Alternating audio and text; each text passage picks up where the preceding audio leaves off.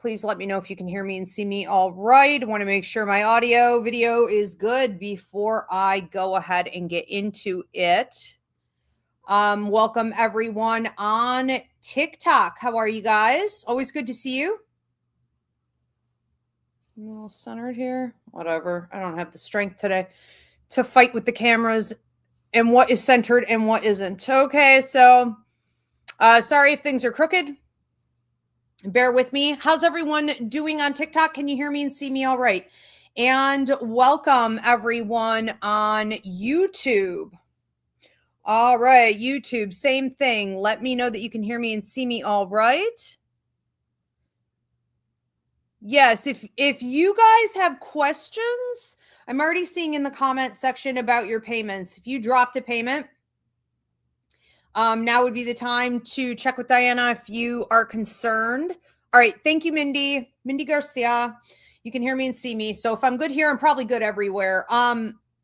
Yeah, if you want to check on your payment, Diana, my beautiful producer, is going to be handling the payments, the questions. If you don't have a specific question, thank you for the hearts on TikTok. I'm just going to go ahead and give you a reading based on, whatever is really important for you to hear about your past lives. So tonight is my past life readings show. This was a huge hit with you guys when I ran it through as a test.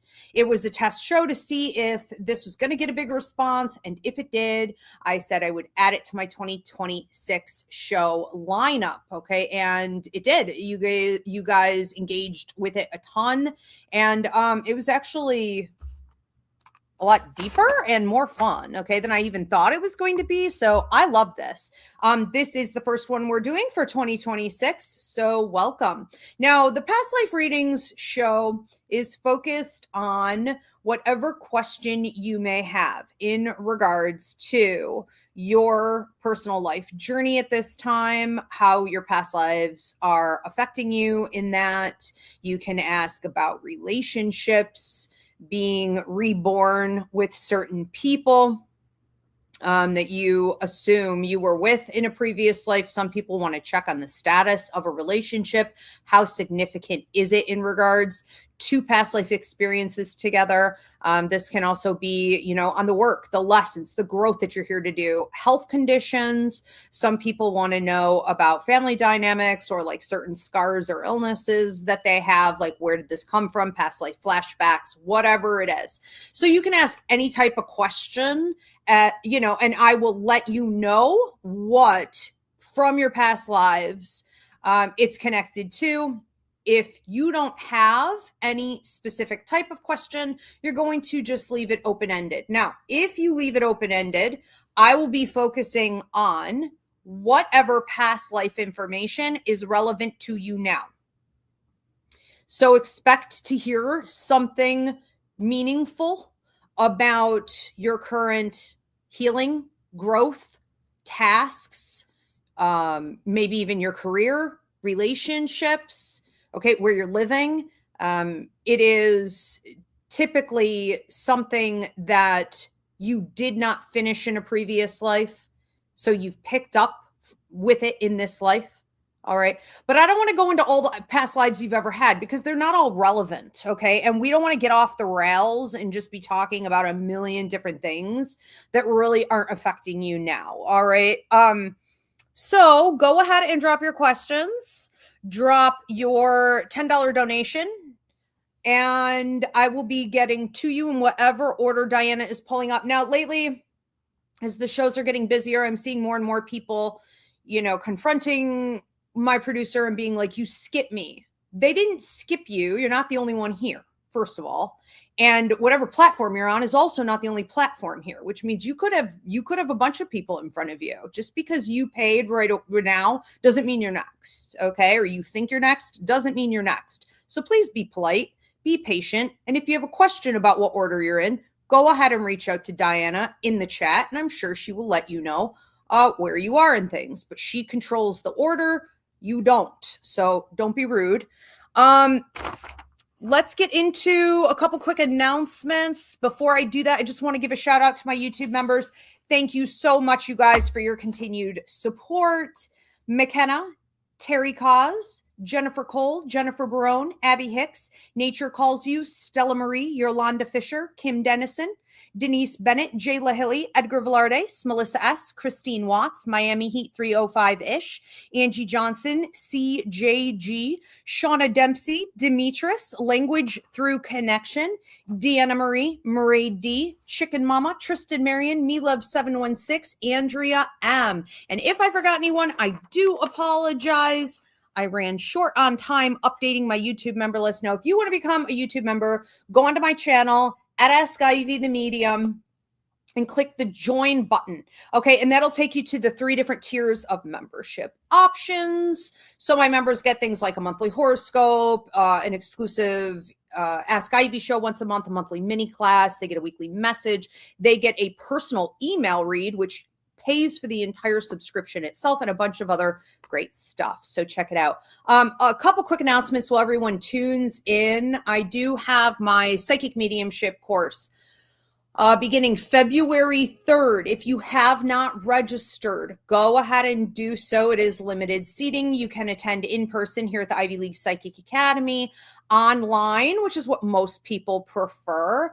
And you can also do it through video download or mix and match those options, since it is adult learning. And I know life can intervene, and you're probably going to need to use at least 2 of those options from time to time. So go ahead, get yourselves registered. Registration is closing soon, and this is the only psychic mediumship course I will be teaching in 2026. For those of you who've been asking, well, when are you doing it in 2027? I don't think I am. I have publishing I need to get to, and I'm planning a relocation overseas. So other things are taking priority over this because it is a 28-week course. It is a major investment. However, I love teaching, and as soon as I can be back at it, I will be. Also, I'm planning, as soon as the symbology book is out, I'm planning to publish the psychic mediumship course as an entire, video published book, option. So you could take it that way as well. But yeah, hopefully I'll be back at it soon. I just don't know. Also, my symbology book, if you want to get on the early bird waitlist for that, you're going to go to my email, Rev, as in Reverend. So it's just R-E-V, and then my name. Okay. So Rev Ivy Rivera at Yahoo, and put add me in the title, and I'll know exactly what that means. And I will get you added to the symbology book early bird waitlist. And haunted sleepovers here. Okay. Oh, that's right. Yes. Please pop that up again. Diana. Okay. So tomorrow night we are doing, are you a psychic, a medium, or an empath? You guys love this. I added it to my website too, as an intuitive ability assessment, and you guys eat that up on a regular basis too. So I don't offer this show regularly, but I do it every time I'm about to do a psychic mediumship course, and that's going to be tomorrow night. So if you have certain abilities you think maybe not, freak occurrences, curiosity, paranormal experiences, whatever, and you want to know what the heck ability is this connected to, or if you just want to hear my thoughts on what abilities you currently have and how you could best use those, tune in for that. Okay, so that's tomorrow, back here on all these platforms, 9 p.m. Eastern. Are you a psychic, a medium, or an empath? Here comes Esmeralda Marie Rivera. Oh, big stretches from the little kitty, my God. And we also have the haunted sleepover experiences here at the 1882 Victorian Funeral Home. And we are on the Haunted History Trail of New York State. If you're not into the paranormal, you may want to check this out as a historical property. So you can book a historical tour with your group, a ghost hunt with your group. And yeah, you can sleep here with up to 25 of your friends for a haunted sleepover experience. So check it out. You can also host parties and things here. I have a party coming through. Is it Saturday? A big group. Okay, so tons of fun. And let's go ahead and get into it. Hi, Mama. I feel like I'm melting here. Welcome, everyone. I'm Ivy Rivera. I'm a psychic medium, a Taino Arawak, and this is past life readings. So there are certain past life experiences that you've had that are currently affecting your life now. Those are the ones that I will be focusing on. And if you have a question very specifically about your past lives, where you were, who you were with, what you were doing, you can go ahead and drop questions as well if you don't just want to leave it open-ended. The payment information is it up above? Not anymore. It's in the description, okay? But it is also here on the screen on YouTube off to the side a little bit. And if you are on TikTok or Instagram, Diana, my producer, is posting the payment directions in the comment section. Do you want some catnip? She's going to be posting that in the comment section and trying to pin it as it will allow.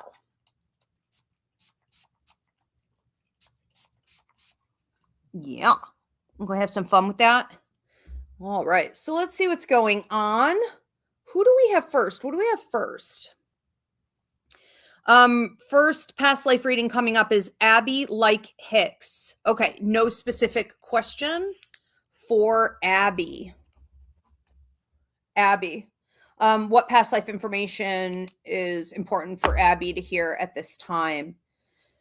I'm seeing a past life where you appear to be a male, thin, not really thin as much as like lanky, kind of muscular, but you didn't eat much. You didn't have a lot. And I feel you being stuck in some situations where you felt work was extraordinarily hard for very little payout. I see you working in what looks like some type of like a bog or almost like a swampy type atmosphere. This reminds me a little bit of like Louisiana, Savannah, like deep South, where you're, but this actually feels more like Australia. And you feel native, you feel indigenous to me.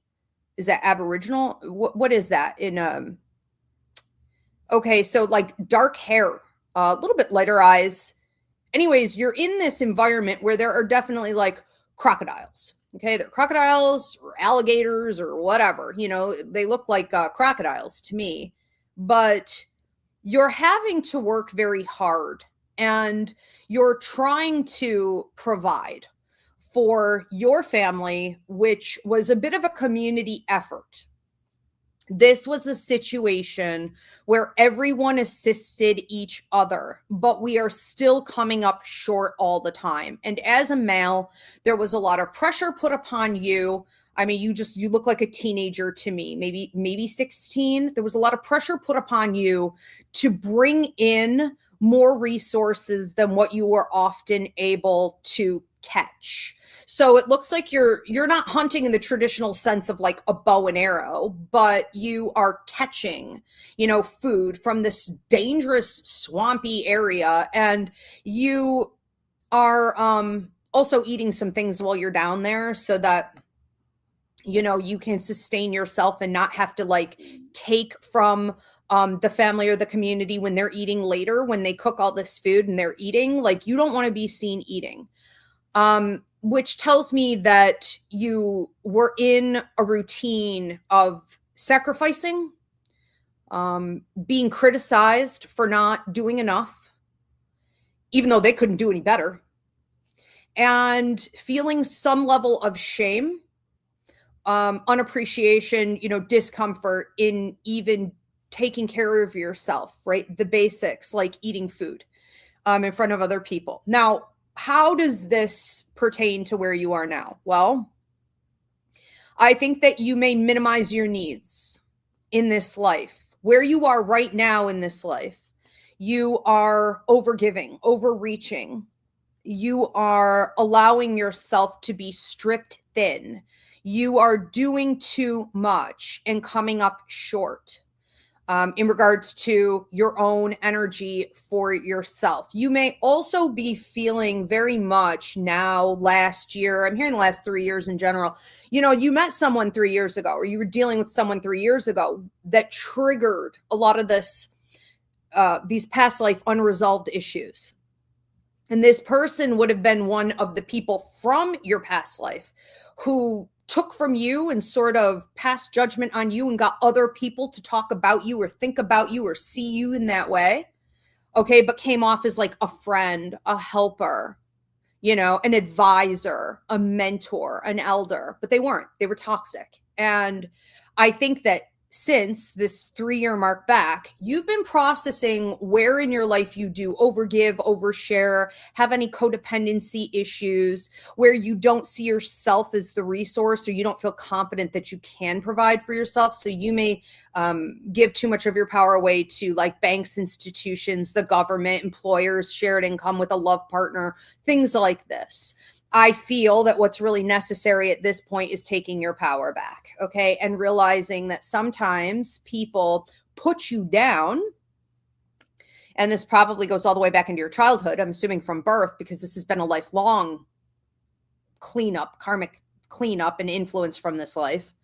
But with it coming to a head now, you're probably looking back at all the different ways that you recognize people have put you down, and they were like a dumpster fire themselves. Like they were in no position to be judging you. Thank you for the hearts on TikTok.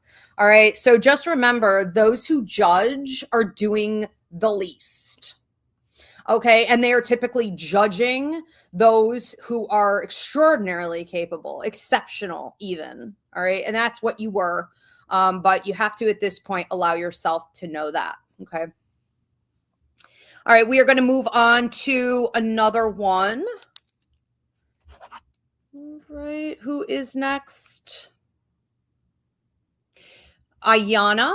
For what past life did my daughter and I have together? Okay, Ayana and her daughter, were there any past lives together? I do see a sibling connection. I also see what looks like, I thought it was military, but now it looks like fighting the military or fighting the government, fighting the tax man. It's not that you didn't believe in anything political that was going on. You were actually quite political, but there has to be politics done in the right way for it to serve people, or else it's useless. It's tyranny. Okay, so I wouldn't say that was military. It's a different form.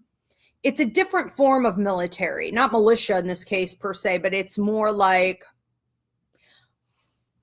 a movement. It's like a group came together. What is the heck is the word I'm looking for? Like a group came together and shut down the collectors, the military, prevented them from getting any further with their tyranny. It was also a situation where the two of you seemed to think that whatever was best for you was best for everyone, and that was not necessarily the case.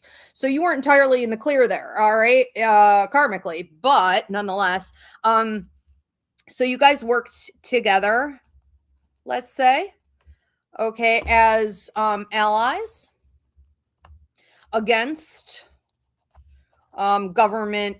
I'm hearing warfare. Okay, yeah, political. It was political. Now, there's also some business dealings that you both would have been involved in. So what, you can expect in this life with your daughter is possibly, if you guys choose to, that you actually end up working together, that you actually end up building, being able to invest in each other's dreams and projects. And this could be like a nice payout. Say you are investing, of course, in her college or her trainings or whatever she does, once she comes out of that system, if you're running businesses, entrepreneurship, anything like that, she may be alongside you with that. You guys also seem to be sharing trade information, or other investment information, stocks, things like this. So yeah, there's a whole sort of insider trading thing going on here. I also think that you guys were siblings.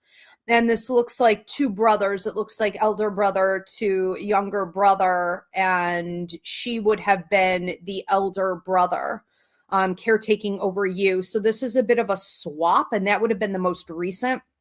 I'm also hearing Greece. So this would have been in Greece. Yeah, and I'm hearing like 1800s. So a little bit of a trade in positions here where you may notice sometimes she's very protective over you. You may notice she's bossy with you. You may notice she's an old soul and she talks to you like you're a literal child. And you're like, who do you think you are? But it's too funny to get angry at. That's where it's coming from. She was your older brother. Okay.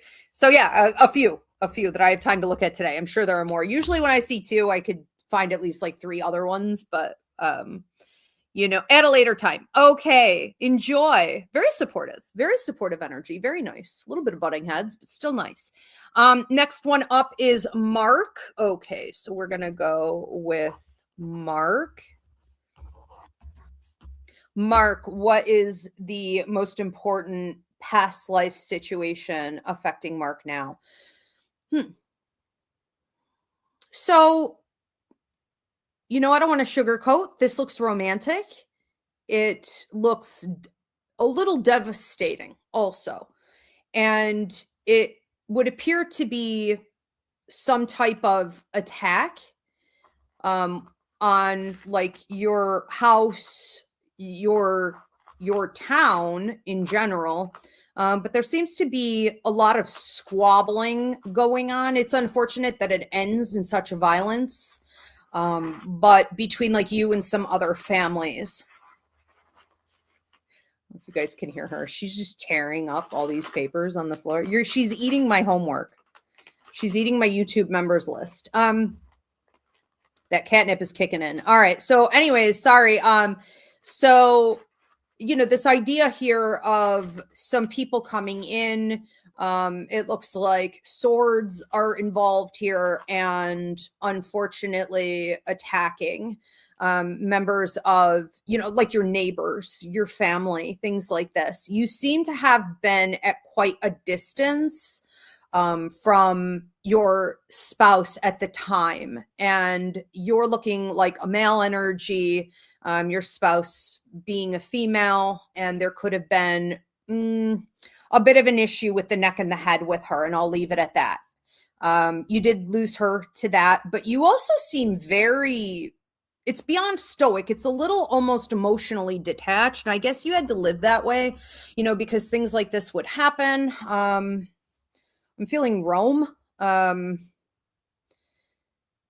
Even from your children, like just very detached. Like you had a couple kids you were somewhat attached to, but it's like, I don't know, you just treated everybody, kind of like almost like they weren't people, or you didn't want to get too intimate with anyone because I guess life was hard. And in the position that you were in, you were the main protector. You had to enforce that protection, and you didn't want any more emotional disruption to you affecting your ability to do your job well, when you needed to be in like a warrior type of mentality. Okay. You don't need to be sentimental at times like that. I get this.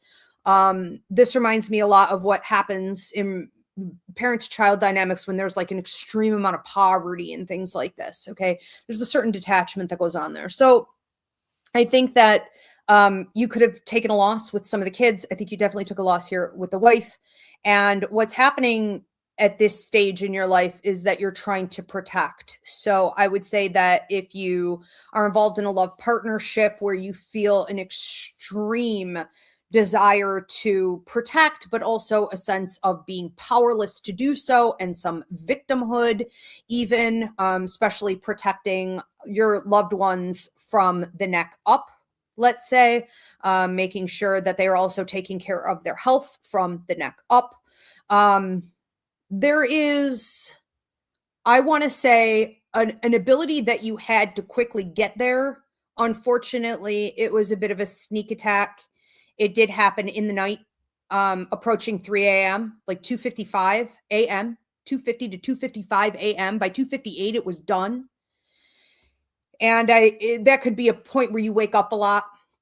You're going to want to do a releasing ceremony with this. You're going to want to thank your past self for your strength, for your ability to protect them as far as you did, as well as you could. You want to do a release here, letting yourself know that in this life you are safe. You are not responsible to protect everyone. That's over, okay? But you are responsible to create deeper, more intimate bonds with children and lovers and friends, okay? Neighbors, family. You're here to learn how to do that safely now. All right. So the next evolution of that whole storyline is that it's okay to be human. That one's kind of dark. That one's dark. All right. It happens. We've all got it. I mean, and we have to look at it this way too. Like, we learn from tragedy the most. We learn from hardship the most. We grow when we go through the fire the most. And the only time that will be wasted is when we choose to bury our heads in the sand and be powerless and not do the work. Okay. Poor Mark. I'm probably never going to hear from Mark again. Okay. Mariana Sausarosa says, thank you, Ivy, for this opportunity. You are so welcome, Mariana. Thank you for being here. All right, Mariana Sausarosa, what past life is affecting her now? Something about breaking your ankle. I'm trying to see what you were doing. It's like you're in a field. I don't think you thought it was a field. It looks like a field to me, but it's like a little uphill. I feel like I'm in Sweden, and to me, it looks like a field. To you, it looked like my house is over there, and I'm out here collecting some things like food. And there seems to be some animals that you were also checking on. You did not have them fenced. You didn't have them gated. They were roaming about. They look, I don't know, kind of like cows, I'm assuming. But you seem to break your ankle at some point. This looks like a snake bite as well. So I'm wondering if that's what caused this. You would have had a bit of an injury. Now, I can't prescribe or diagnose. And in this life, you're going to want to be careful with your joints, with your ankles, anything on the left leg in general, or the left side of the body in general, because when we take an injury to one side of our body, we tend to overcompensate. You would also want to watch then the right hip, the upper shoulder and neck. Okay. It's like you compensated by walking weird. Unfortunately, this situation, even though you were younger, you were a young woman, you weren't able to fully correct it.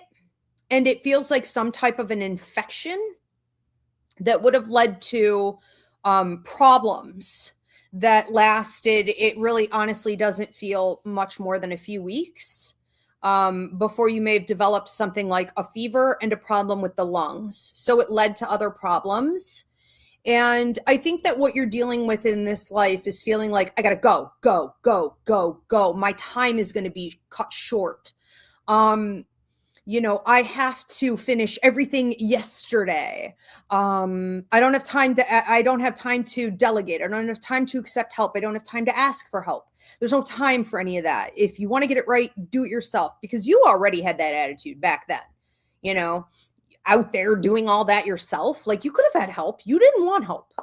So one of the challenges you have in this life is getting over that and like allowing people understand that people may not always do it right. Forget perfectly, but like just even right, they may not. Okay. But it is a bit of a challenge for you to learn how to work with others in that way. And I think that an acceptance is also required at this stage in your life, that you can't push, and then like actually get stuff done. You could push and like do damage to yourself or make yourself vulnerable. Okay. It's an inability to really stay as centered as you need to be. You were always high energy, a million tabs open in your brain at a time, wanting to get onto something better than this project I'm doing, so you're kind of in future energy, which is a little bit anxious, a little bit, kind of hyper. So learning how to be centered, learning how to be rooted and grounded in where you are now. There is also a need here, I feel like a releasing ceremony, may be smart to do, where you're accepting what happened in that life in regards to, so saying thank you to yourself. And a releasing ceremony, you know, can be as simple as you lighting a candle or you making a list and then releasing it, burning it, you know, cutting it up, tearing it up, dropping it into water, burying it, whatever you want to do, you know, after you blow out the candle, whatever works for you. But a releasing ceremony in regards to the fact that you were cut so short and then you blamed yourself for a lot of things, you know, so you could often struggle in this life with almost like beating yourself up or talking to yourself really harshly, like that was stupid or how could I let that happen? Watch your own inner dialogue. And again, when we're talking to ourselves like that, you know, we are susceptible to things like not paying attention to where we're walking, having to watch our feet and ankles, having to watch our step more, you know, so something to keep in mind. All right. But I feel like this right now for you is accepting that you are human and not being in such a rush to get to a non-existent finish line. Okay. All right. We're going to move on to another one. Also, for anyone, if like very specific places are coming up, you know, I know we already got like Sweden. I know we got Rome. I know I forget what else came up, but make sure that you allow yourself when tempted to travel to those places. It's a great way for you to reconnect with who you were and even where you were and to sort of release and let go and evolve. Okay. It's amazing. Even if you're just able to do that through like YouTube videos or reading up, you know, on the history of these places, whatever, getting involved in the culture, eating that cuisine. Okay, get in it. Get in it. All right, who do we have next? Edgar. Edgar says, any messages about my past lives that would be helpful to know right now? Yes. So, Edgar, what past life is affecting him the most now? You think so? You want to come up? Come on up. Hi. So Edgar, I'm getting teaching with you. You may have been in a religious, I feel like I'm in Spain. You may have been in some type of religious order as a child that was somewhat brutal in the way that it corrected through. I mean, this happened to me in the 80s at Catholic school. I mean, they'd throw shit right at your head. Like, but you know, it progressively got less and less so. So you were back at a time when they would hit you hard. I have you being kind of a bad kid, you know, in that you were the class clown, you were deliberately disruptive. Sometimes you were asking for it. It's like you couldn't contain yourself, I'm hearing. I think that at home, you weren't getting very much attention. You may have had a lot of older siblings that you didn't really connect with very well. So you were on your own a lot. And I think sometimes if we can get bad attention, that's better than no attention. And that was the route you took. You were also hilarious. So you would say and do inappropriate things and then get the reaction. It wasn't just like he's getting his hands and your hands were a mess. They would hit you so hard. It feels like it wasn't just nuns teaching, it was men, it was priests, I guess, hitting you so hard from here to here. This is all black and blue, and this wouldn't even be healed. And some of them were hitting you with very thick, like boards. This wouldn't even be healed yet, and you were getting hit again. Now, this was happening because you were getting the reactions that you wanted. You were getting a lot of attention because if you could make someone laugh, you know, you are almost high off of that. It was definitely, at the very least, a dopamine hit. It was an addiction for you. Okay.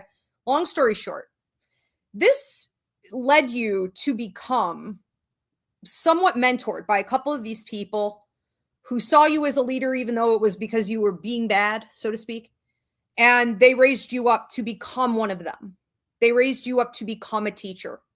You were a little bit of a philosopher, but you seem to have taken over a teacher position, and you were, while you sometimes whacked kids, you know, yourself there, you, for the most part, were kinder. But you were scary, and like you would just yell out of nowhere. If you've ever had one of those teachers that would like seem chill and like everyone, like he was kind of down with the people, and then all of a sudden he would just snap like he had enough because of one kid's behavior, and he was real like bipolar type of activity there. So you were scary. But I think that what's happening in this life is that you're looking to take that to the next level. I think you're looking to get away from religion. You're looking to get more into the spiritual aspects of healing. You're looking to tap in more with that philosophy end that you really couldn't explore because you were within a religious order. Feels like a Catholic order. So, what exactly do you want to do with it? This is what I feel you're figuring out for the next 3 years. This could be peaking for you at about 5 years out from now, where you're kind of confronted with the last of the karma from that life. And you could be needing to process more and more as we get closer to all of this. Your desire to be seen, your abandonment wound. Okay. And you could have been born right back into a situation in this life where there were immediate abandonment wounds. So we have to look back at the mother, the father, elders in the family. Did you get the attention that you deserve? And do you feel estranged somewhat from your siblings and things like this?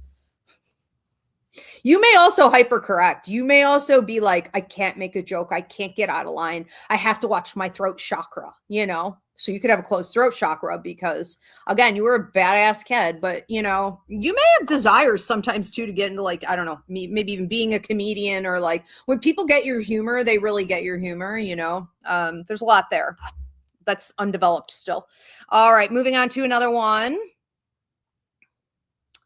This is for Wellness Sanctuary.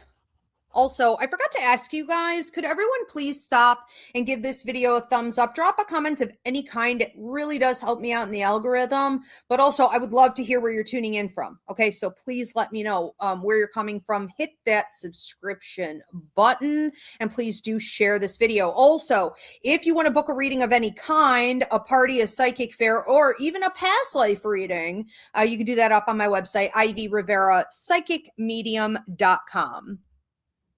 Wellness Sanctuary.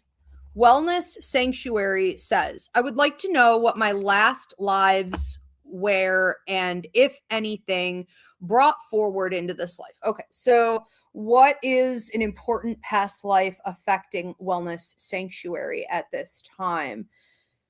You're coming through as a big, I feel like there's almost like I'm going to have to go with Scotland on this. A big guy. Like a big, hairy, burly, kind of scary, but like a teddy bear type of guy. Feeling like you always had to fight, feeling like you fought for fun, whether it was like wrestling with your siblings, or it was like, getting drunk with your friends, and then like all these brawls that were going on all the time. There is this attitude here of, I feel like I'm in the 1700s. There's this attitude here of just wanting to have fun, honestly. You could be this big, scary person, always involved in, protection roles and defending, or you could be the lover that you really wanted to be. Now, you did have a lot of testosterone, so it was kind of a mix of both in your everyday life. I feel like you were alive in a period where things were also mostly peaceful. So you have all this testosterone and there are no major battles to be had.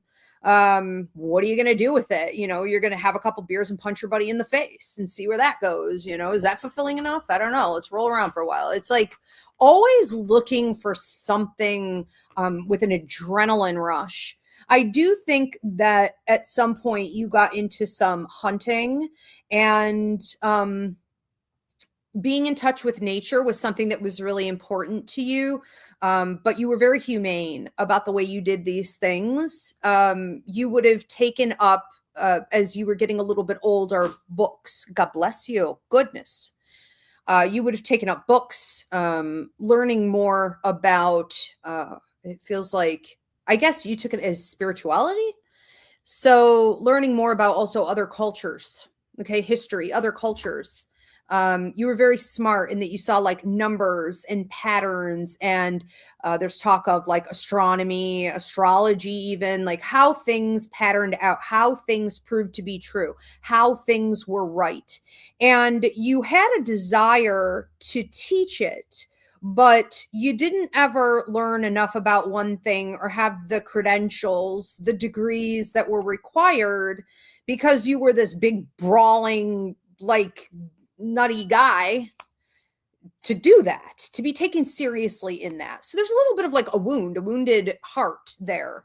I think you would have been a great teacher. I think you would have been great at opening up, okay, communication in groups. And what you may be doing in this life now is being called more in your life contract currently, meaning what you came here to do on earth, to get into group conversation, group healings, group dynamics, advocacy even.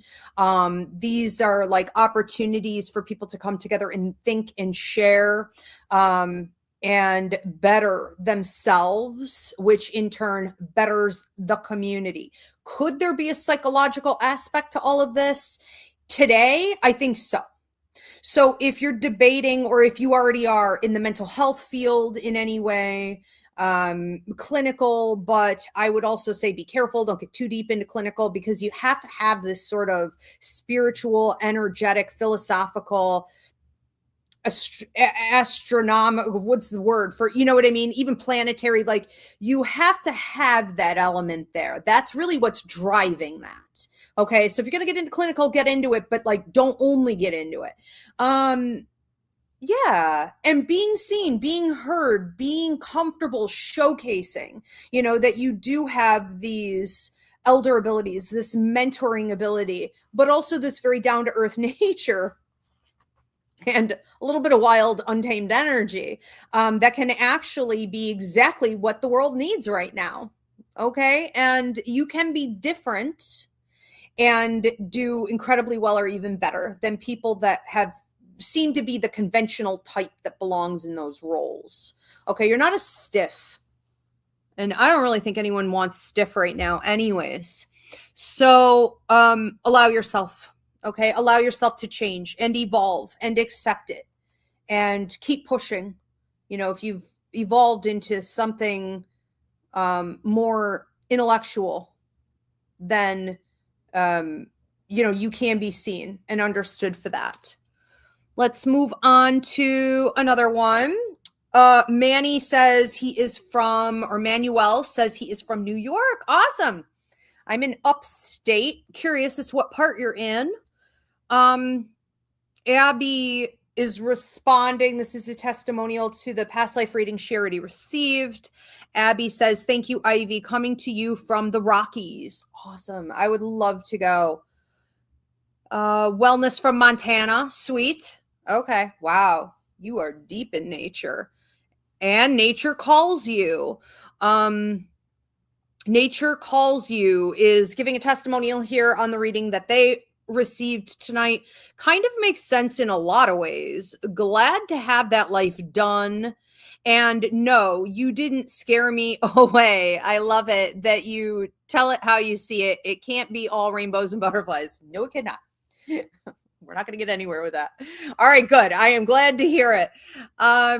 Who do we have next? Let me grab my tissues here. Goodness, what are you doing down there? So cold in here. What you doing? She's laying right on her spray spot, her catnip spray spot. Okay, rolling around in it. So let's see. This is Manny. Okay. Manny is up next. What past life is affecting Manny now? What's important for Manny to hear? Manny, I have your Akashic Record Guide coming forward. And for those of you who aren't familiar, I have a class up on the website called Meet Your Guides, but you get 5 guides appointed to you when you come to Earth. One of them is your Akashic Record Guide, meaning that's the guide who holds all of your past life information. And as you're tapping into it, you're wrapping up karma, whatever you're about to, they assist you. Okay. So I'm hearing directly from your Akashic on this. So it looks like you had to flee. And I'm trying to see where the heck I am. I mean, I heard Greece and then I heard France. You may have had to move around a bit. This is sad though, because I see beautiful instruments. Like, I don't even know what I'm looking at, honestly, but like these almost, it reminds me a little bit of like a violin, but it's flat. But this was, a while ago.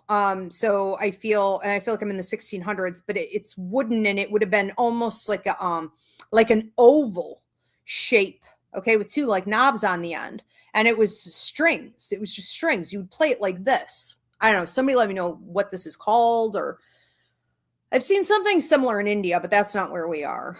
And then I see what looks like other stringed instruments and, violin type things, all of them being put into the water, being put into the water, being put into the water, and boats. And it almost feels like gondolas or something. So there's this releasing. Not all of these instruments were necessarily yours. Some of them, and there were other possessions, there were like trunks filled with people's, I'm hearing, prized possessions, their most sentimental, and like, artifacts, whatever meant something to them in their life, memorabilia. And they were just being dumped into the water. Now, I think you had to do this because you were assisting other people in like leaving, but it was weighing things down. It was like, I can't move with all this stuff. I can't go and be where I need to be with all this stuff. There seems to be some threat of violence coming up behind you, not literally, but I just mean you're aware of it. And so it was time to go. This has led, but you did fine. I mean, whatever, it's like we recreate. It's what we do. I'm dealing with this right now, leaving America for Scotland, and it's what we do. It's what my ancestors did. My grandmother was a slave. It was like, from place to place to place to place. You run, you hide, you do what you need to. And you get to higher ground because you're not being sentimental, because you're not clutching and refusing to leave, your home, your hometown, these objects, these items, these memories. You're sucking it up if you want to survive, and you're doing what you need to do. And, there was an ability that you had to feel the emotion of the moment, and to also put it to the back of your mind so that you could function. This is an extraordinary ability. Most people can't. They either stuff down the emotions forever until it eats them up, or they're so emotional, they're like a deer in the headlights. They just buckle under pressure. They never make a move, So you're the best of both worlds, which is, I'm assuming, why you were assisting others. You got to where you needed to be, and you actually lived a lovely life. But I do feel that in this life currently, who's this, Manny? In this life currently, you may be needing to pull out more creativity, more beauty in art, more, not necessarily with history, but even like the history of art. Appreciating things that have been lost, appreciating artifacts even. So we're going back to like ancient civilizations. Okay, I even see the pyramids with you, like appreciating these sort of like lost wonders, and being able to also channel any type of grief, loss, and curiosity through musical expression, art of any kind. For you, this could also be writing. Now, I'm not saying you have to go get a bunch of stringed instruments necessarily and start, playing. You could also just be in that sound. But it's an opportunity for you to, even if you're just doing it through like YouTube videos, of people playing those instruments, it's an opportunity for you to sort of recoup. And your Akashic keeps showing me the Titanic. If you watch the movie The Titanic with Leonardo DiCaprio, you know, there was a scene in the end, close to the end, near the end, when the ship is going down, but they kept playing. The musicians kept playing. It's almost like that's what this is doing for you in getting back in touch with that hardship and appreciating the beautiful things that were lost. It's stopping and preventing almost like the ship from sinking, okay? Which can suggest that you are energetically, I can't prescribe a diagnosis, but you are energetically, emotionally, even physically at this point needing more of that. All right, so this is a little bit bigger than just like intrigue and interest. This is balancing out your energy properly. All right, that one is definitely interesting. Let's move on to, okay, a testimony here from Wellness Sanctuary. Wellness Sanctuary said, from my burly Scottish past life to current, you were spot on into the current. Love that. Okay, very cool. Well, thank you for that testimony. Yeah, and so, you know, I think that there really isn't anything that could come up about a past life that isn't going to resonate with you guys in some way. And the reason I'm sure you showed up here, for those of you who listen and you're like, huh, you know, it makes sense, but it's hard to explain even how it makes sense. Dive into that, because it's about immersion at this point. And then you'll have people, okay, like Wellness Sanctuary is like, yes, I totally 100% get that. You guys are really going to understand it if it affected a body part, or you have like weird scars or birthmarks, you know, you're reborn with certain people. That is unmistakable. Abby wants me to do one for Mike Hicks. Okay, so we're not doing this for Abby, but we are doing this for Mike Hicks. What past life is currently affecting Mike Hicks? You have all these kids. Oh my God. Are they yours? Are they all yours? I mean, you don't want them to be. I mean, they're, you know, sometimes kids have a way of like finding you when they're in need of a parent, and that's your child. Okay, I call them cosmic kids. These were not all biologically your kids. You definitely don't have any interest in like really dealing with them or having a bunch of kids yourself, but you are coming through as a very tall, I would say like 6'1", maybe, a very tall, leaner guy who is walking through, it feels like a field. You would have been down at a creek, and I guess you were fishing, but I don't know, buckets are involved, so I don't know what anyways, you were getting food. And I think that all these kids are following you, and I'm hearing the Grateful Dead song. It's like stay away from something John. What the heck is that song? Stay away from. It was like on the Mississippi River. It was like his mother telling him, stay away from Catfish John, you know? But there's a desire that they have to learn from you. And the fact that you're like just walking, you're like, oh my God, these kids never shut up and they're all behind me. I think some of this is literal. I think some of it is symbolic of the vibe of the time. And you just wanted to like get your fish and your crawfish and whatever else stuff you caught and just like go home. But they weren't done with you yet. They wanted to see what you were going to do with the fish, and they wanted to see how you were going to, you know what I mean? Like what you were going to do once you got back to your house, and what you did in like the barn or this shed area. And like, you seem to be into carpentry also. So it's like, how do you make this? And there was some like almost like steel work or iron involved. And it's like you're combining things.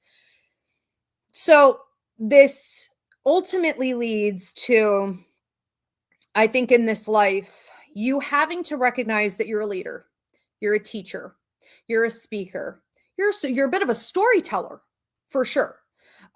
Because no one wants to listen to someone who like can't relay the information properly or is disinteresting like the entire time, you know, is uninteresting. I think it has to be fun. They thought you were fun. They thought you were funny. And it's this image of you now in this life having to give in. I don't know if you've spent a lot of your career behind the scenes or like doing other random things where you weren't really talking constantly to a bunch of people, because it seems like you don't want to again. Here we are again, and you don't want to do this. But it's time. So do it. Okay? Just make sure you're doing it. Now, are you going to be doing it with children? Not necessarily kids, but in this life, it's like people who don't know as much as you, people who aren't as advanced as you, people who need to learn the skills that you have or need to be, taught how to do things better in their life to become more efficient at things. All right. And you should not dismiss that just because it's not something you feel super duper confident in, or it's not really something you want to do, you shouldn't dismiss the fact that it is a calling for you. I see it going incredibly well. All right, let's move on to another one. Thank you. Emmanuel says, thank you, Ivy. Very interesting, along with my Akashic guide. It is. It is. And then talking to your Akashic, this is for everyone. That's a shortcut. All right. So if you want to like not pay me $10 or book a past life reading with me, go talk to your Akashic. They hold all of your past life information. You can talk to your Akashic in such a way where it's like, sort of a progressive dialogue. You want to ask and then wait to receive the answers, but also sit passively sometimes and just let them show you things. I like to have almost like a meditation sort of, where I'll just pull down a movie theater screen and ask my Akashic to show me. And I'm just watching the screen and it'll play out. Okay, like I'm watching a movie and I'm like, there it is. That makes sense to me. I need a visual. All right. And Manny says, from upstate Victor, New York, 15 minutes from Canandaigua. Okay, very cool. It's beautiful out here. Just a little cold. I think we're at negative. I don't even know what today. I stopped looking. Dear Ivy. Okay. I just had a past life reading from you, and you were spot on in my current life. I was the wellness sanctuary from Montana, always. I heard you say everyone is 5 guides. One is Akashic. And I thought you said you could do that and find out on your website. And I've looked, but I do not see it anywhere on your website to see who my 5 guides are. Your help in this would be greatly appreciated. Okay. So what I said was that I have a class up on my website. And so you're going to go under classes. You're going to have to click on classes. Or you can go to like the Ivy League Psychic Academy and it'll pull that down too. Or you just put it in the search bar. So it's called Meet Your Guides. Okay, Meet Your Guides. Now, Meet Your Guides, it's available through video download, but I'm also going to be reteaching it in, I think, March or April. So if you want to join live, you can do that as well. And so Meet Your Guides is going to break down the 5 different guides that are appointed to you when you come to Earth. Yes, one of them being your Akashic. It's going to break down the different languages that they speak and how to understand that guides have sort of their own, way of communicating. Absolutely. And we should know our guides. Absolutely. Thank you for that question. Okay, thank you, Christina. Okay, is Christina next? Or Christina said thank you. You're welcome, Christina. I've got so many names coming through as thank yous that don't match my list, so I'm not sure what's going on, but you are very welcome. All right, Shauna Dempsey, and thank you everyone for being here. All right, Shauna Dempsey. Shauna, what's the most important past life that's affecting her now? Ooh. Damn, woman. You seem to be kicking down doors. You seem to be, I heard, taking names and kicking ass. You are very, you remind me of like an Amazon woman. There were fires also. This looks like, almost like right around Victorian times or right before Victorian times, there were a lot of fires with the houses because, well, they didn't have fire stations and firefighters necessarily set up yet. And the houses were built too freaking close so that there was no time. If one house went down, what they would do, I mean, sometimes you couldn't salvage it, is you would take blankets and buckets of water and whatever you could and go dunk them in the river, and then you would throw them on the next house over to stop it. Wherever the wind was going, you would take care of that house instead of trying to salvage things over here because it was a done deal. This was very stressful. It was very always happening at night.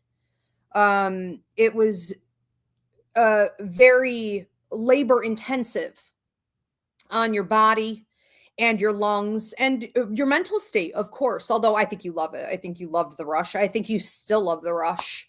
You love an adrenaline rush. You love a challenge. Okay. You love something, whether it's like working out or weightlifting or running or, you know what I mean? I think you love being challenged in, that way, but it seems as though, what is it, mama?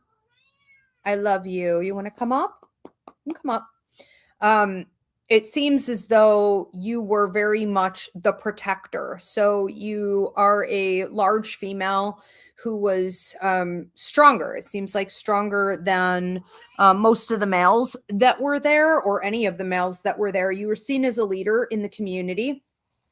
And you were the type of person who, and I feel like I'm in Switzerland. But it seems like you were, how do I want to say this? You were sort of unable to let your guard down and be vulnerable. You reached a point in life where you were unable or unwilling, let's say it that way, because everyone is able if you work at it hard enough. And that's probably going to end up being the point here, I assume. But you were unwilling to let your guard down. You were unwilling to be taken care of. You were unwilling to ask for things. And it may have led to your, I'm hearing demise. I don't think it was quite that bad, but it was more like, ow, no, Ezzy, no. It was, you having to deal with some health issues, lungs and bones mostly, but not being able to ask for what you needed and finding also that people weren't as willing to give back to you as you gave to them. So in this life, couple different things. Be careful putting out other people's fires. Be careful overreaching and stretching yourself so thin with a bunch of people who aren't going to give jack back, okay? Like, you're not going to get anything out of these people. Dump them like a ton of bricks and do it fast. Cutthroat. Goodbye, door closed. If you see that there is a good cause and you feel passionate about that cause, thank you for the hearts on TikTok. By all means, feed it because it will also feed you. But don't be wasting your energy on every fire that breaks out. Okay, unless you are doing it with a group of people that would take care of your house if it were on fire, Yeah, I think that's what you need to learn right now. It's a big wake up call. And you also seem to be needing to be open and willing to get intimate, meaning be vulnerable.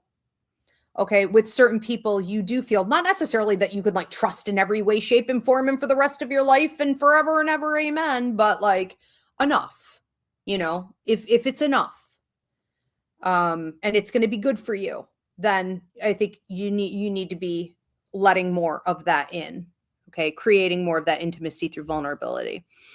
All right, we're going to move on to another one. So this is for Mindy. Okay, Mindy, what past life is affecting you now? Are you staring at me like you're ready to cut me up? Are you going to be nice? Please be nice. You can come sit. All right, Mindy. Mindy, what past life is affecting Mindy? Huh. It feels a little bit like you being repeatedly silenced. So I see a hand going over your mouth, and then it's not there. And then I see a hand going over your mouth, and then you're fine, and you're feeling a little more regulated. And then here it comes again until you reach a point where you're very dysregulated full time. And it looks like this would have been coming from, you could say patriarchal order, but very specifically your father. And then what appears to be a love partner or the threat of a spouse.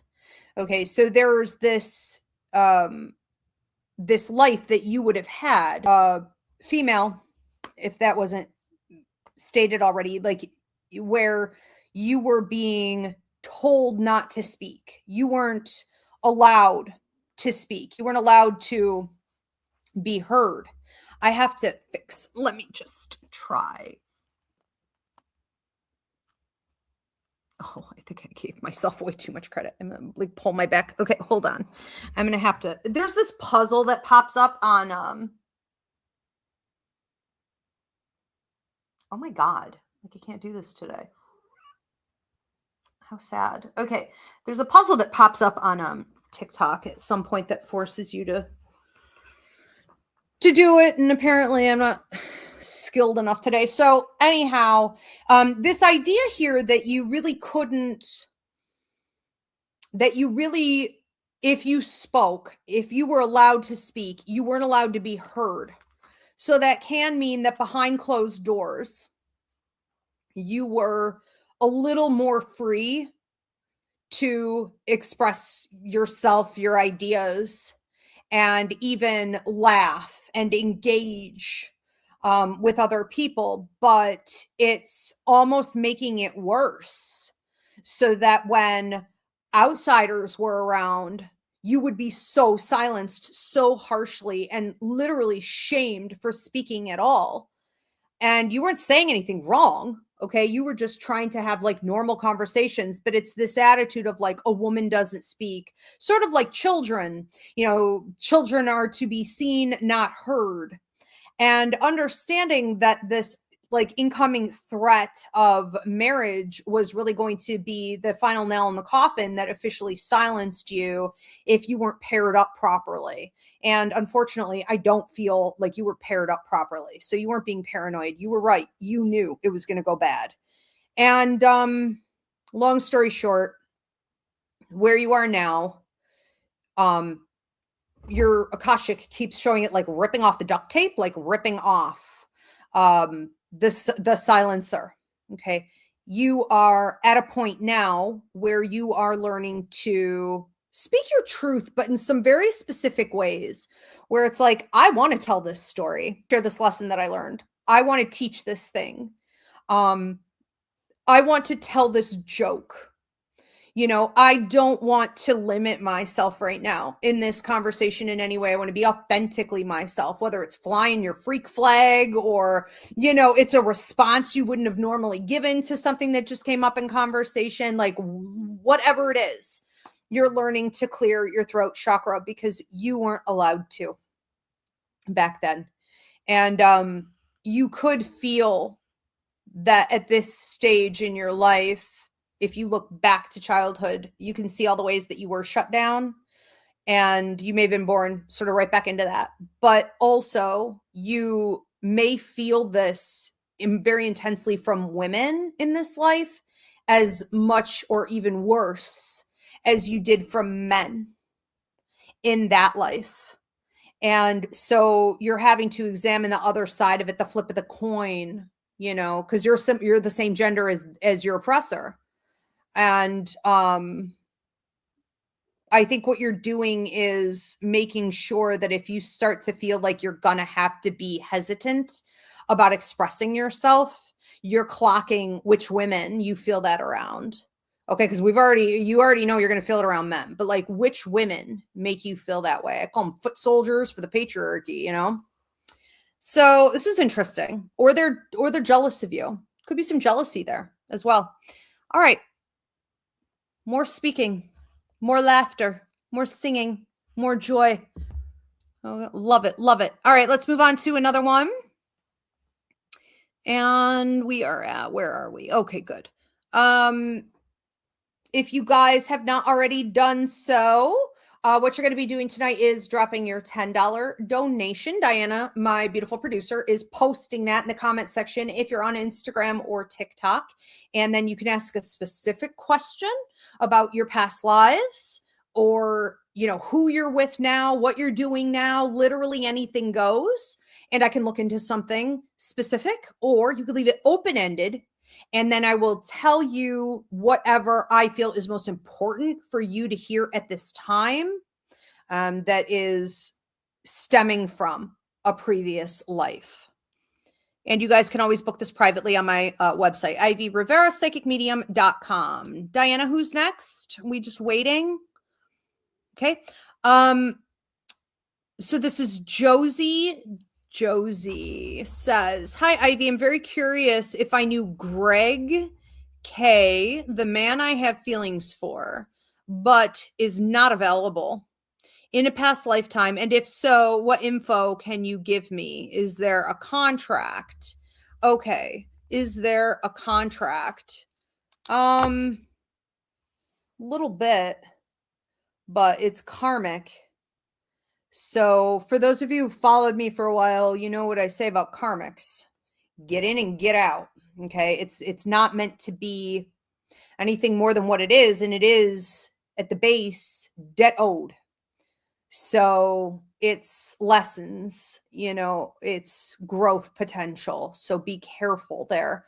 But yes, I do feel like you knew him in a previous life. He also seems unavailable in the previous life.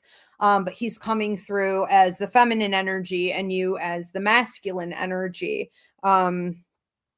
Unavailable because it's like, she didn't talk. She didn't talk. I feel like, where am I? England? Ew, it's so dirty. I'm not going to complain about where I live right now. It's dirty. It's cold. Everything's wet.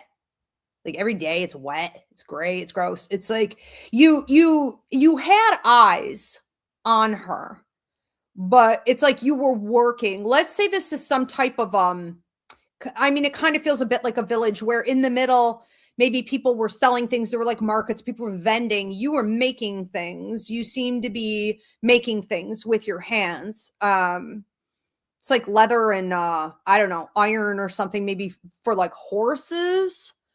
And she's walking always from behind you to the front and then to the left. Always, always, always. There's some kind of a shop. There's some type of a store over here. It's like a bakery and something else she's hitting up over here and then taking it back. She must live this way. But she seems to stay back there a lot. Like she either knows the owners or that's family owned. I think it's in her family. So her family was like in business and she had long hair, long, like lighter hair, but it's like you're trying to talk to her, trying to get her attention. And she's just like, she doesn't speak. She's like mute, you know? So the idea of her not being available is because of, I think, the expectations of her family. And she seems to not want to get married also. And I think she may pull that off. I think she may have, it's almost like, I don't want to deal with, it's like, I don't want to deal with men because it's going to trap me. It's going to inhibit me. She's silent. Also in the way that like she doesn't really socialize. So this isn't the type of girl who would go out. So where are you going to talk to her? How are you going to talk to her? Unless you're stopping your work and you're cutting our, you know what I mean? You're stopping her in the street. It's like it can't flow. There's no flow. She's unavailable. And I think ultimately you watched from afar. And then she seems to have like left because she had money. So that's that. But I think that this relationship in this life is feeling very karmic to me. And the contract there is going to be one where you have to learn how to, I feel like, respect the relationship, appreciate what, honor the contract in what you're supposed to get out of the communication and the relationship, including the lessons, whether they're hard or, they're feeling a little bit more, romantic or fun or zesty. You have to accept them for what they are and try not to force it to be more than what it is, because that starts to cause grief. And what feels like low self-esteem or defeatism, okay, even, or like not looking at other people. Like, I don't understand why you didn't just like go date other people. Like, plenty of fish in the sea. There wasn't a population problem. There were other people. There were other people even interested in you. You just seem to not, it's like the blinders on a horse, which is interesting because isn't that what you were making? I feel like it's very symbolic, okay, of closing yourself off to have, to live in a bit of an illusion instead of real life. Okay. And what's the word I'm looking for, where we can become, really attracted to someone or almost obsessed with someone, but we really don't know a whole heck of a lot, okay, about who they truly are. Limerence. Okay. Just be careful. Next one up is Christina Hernandez. Christina Hernandez. Okay. Christina Hernandez, what past life is affecting you now? It was like I couldn't even move it. I feel as though you are feeling in this life that you are a bit silenced, not necessarily because society is silencing you, but because you're silencing yourself. You're cutting yourself off. It feels like every time you have something really important you want to say, or if you're feeling very, what's the word I'm looking for? Passionate about something. If you are going through an opportunity where you feel a little fire in the belly, you're like, I want to do this thing, but I'm going to have to be exposed. If I do it, people are going to see me, people are going to hear me. And then you shoot it down, you shoot yourself down.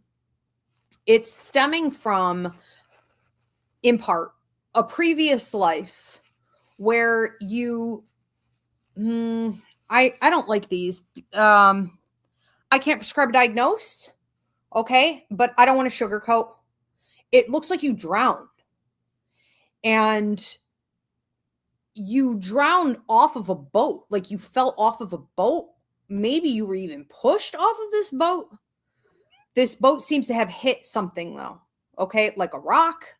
And it seems like you're going off the boat, and it didn't necessarily have to happen that way. Could you stop cutting me up, please? I love you. It didn't have to happen that way necessarily, but it's almost like you didn't want to scream. You didn't want to say no. I think you didn't even want to get on the boat, but it's like you didn't speak up.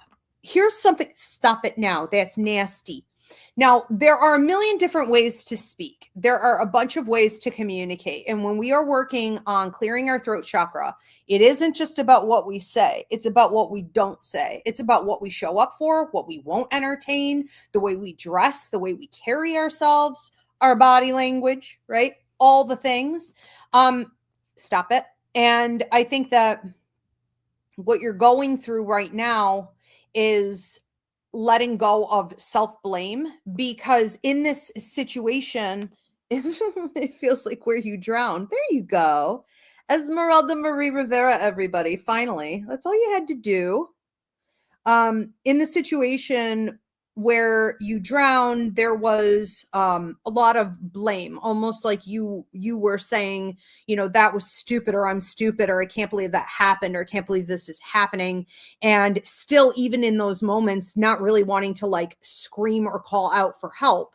Also not feeling confident that even if you did, anyone would come, which tells me you had some suspicious characters, with you in that situation, which came up earlier. So You could be feeling that I want you to stop that, Ezzy. Stop. Nasty. You could be feeling that it's not just about not speaking your truth in this life, but it's also not following your gut intuition, because you shouldn't have been on that boat. You knew you shouldn't have been on that boat. There were other ways you could have gotten to where you needed to be. It feels a little coerced or pushed. And you have to own that in this life, that you've done that to yourself in certain circumstances where you're, selling yourself short. You're being double-minded on your intuition and instead going with like your emotion or your logic, or you're pushing yourself too hard. Okay. And, you are also needing to be careful the company you keep. Let's face it, because something is wrong here. That looks really off to me, really off. And I could see who did it, but, trying to figure out who that is. Be careful dealing with men in your life who seem to be like friends or brother types, or like, you're getting involved with them. If you get involved with men romantically, okay, and they seem very innocent, very talkative, very chatty, very always like there to help, very always kind of, no, you know what I mean? There's a sense with people like this that they're hustling for something. You don't always know what, but they're hustling. You can feel hustle energy, okay? And be careful with some of your your closest girlfriends. Be careful. Yeah, you're reorganizing a bit, okay? Finding your voice, reestablishing it, reestablishing your power as well, your judgment. And it's funny because it's been coming up a lot in readings this week. Judgment, a lot of my clients have said to me, well, I don't be judgmental. I'm like, you want to stay alive, don't you? That's discernment. If you don't want to call it judgment, then don't, but it's discernment. Okay. We survive bypassing judgment on people. And a lot of it is just simply enough based on their patterns. Doesn't have to happen directly to you. Watch people's patterns, What is this? Even you rewatch it. Who's next? Yeah, you guys can go back and rewatch this once it's published on YouTube at AskIvy the Medium. And I try to also put it on my Instagram, but it doesn't always let me save it. So I'm not sure where that's going to go. All right. What's the next one we have here? Thank you. This is Edgar. Oh, also, I forgot to tell you guys, this is on. So if you want to get another one, you can get another one. If I'm repeating myself, then I apologize. I have psychic amnesia, so I won't remember that. But if you have a bunch of past lives affecting you, something else will probably come up. But I can't promise. I don't know. Edgar wants to know, could I please get messages about my past life with Jennifer? That would be helpful to know for my current life. Okay, so Edgar wants to know if there was a past life with Jennifer. She seems to be of what looks like a bunch of, maybe this is a schoolhouse of some kind. I don't think these are all her children. However, and there is like the death of her husband, I'm assuming. It's like, I'm a widow, but like, I don't miss him. That type of energy. Yeah, like she's just picking up where, things left off. I mean, it also left her financially stable. So she's in a good place. She's pretty happy with her life. I don't think she's interested in anything romantic again. I hear her thinking it's a slippery slope to probably entrapment and a bunch of other things that aren't necessary, because she's stable with her, again, with her finances, with her work, and with the trajectory of where all of that, can go. She has a bunch of ideas too she hasn't tapped into. She's not untapped. She's like making plans for her future. Everything is me. Everything with her is like very, even though I see her teaching and dealing with all these kids, it's like, I give what I know is good to give. I help the community. I am, a leader here, and I'm a good person for doing that. I did my part. Okay. I gave. And then it's like the rest is me 100% of the time. She's not going to be taking that home to a bunch of kids. She's not going to be taking it home to a husband. She's not going to be overexerting herself. The rest is me. What can I do for me? Kudos, you know? So I in with, I think is kind of what happened. You know, it can be someone who isn't looking, isn't available. She seems to, you guys seem to have a friendship is what it looks like. And there was business. There were some business deals going on here. So not just in the sense that like you would bring her things and then like she would pay you and there would be business where she was placing additional orders and stuff, but also you guys seem to have collectively at times worked with all of these kids who I'm assuming are like students of some kind. And that's nice. Okay, that's nice. But there is a sense here of in this life needing to get back to the work itself and finish up some tasks there. So there could end up being opportunities for you guys to do, you know, contracts together, projects together, leadership, like, yeah, collaboration and leadership. I think that where things can get a little bit sticky in the friendship, if you're wanting something more romantic, is that she seems to be this close to being done with romantic partners again in this life. So that could be a bit of a holdup. So appreciate the contract for what it is and focus on the work because there is work and growth potential here. Okay, whenever I'm seeing contracts, and I mean literal contracts, I'm not talking about like past life contracts and universal cosmic contract. I mean like a work contract, you know.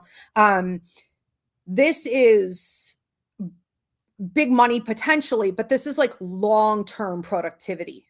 You know, there's a lot that can happen here. So yeah, work and business partners. And let's move on to another one. Chris Hernandez. And I guess this is like she's responding. She already got her reading. She said, "Hi, I'm sorry I went back and I couldn't get the beginning of my reading. It started to glitch and then it went mute. Did anyone else hear the sound go out? Diana, did we lose sound?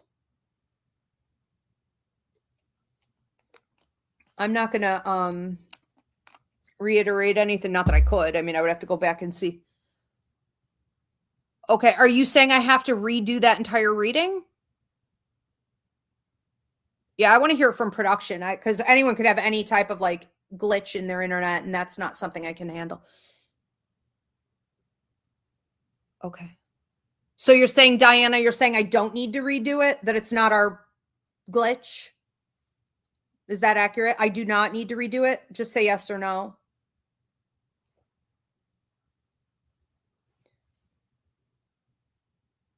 Yes, I need to redo it.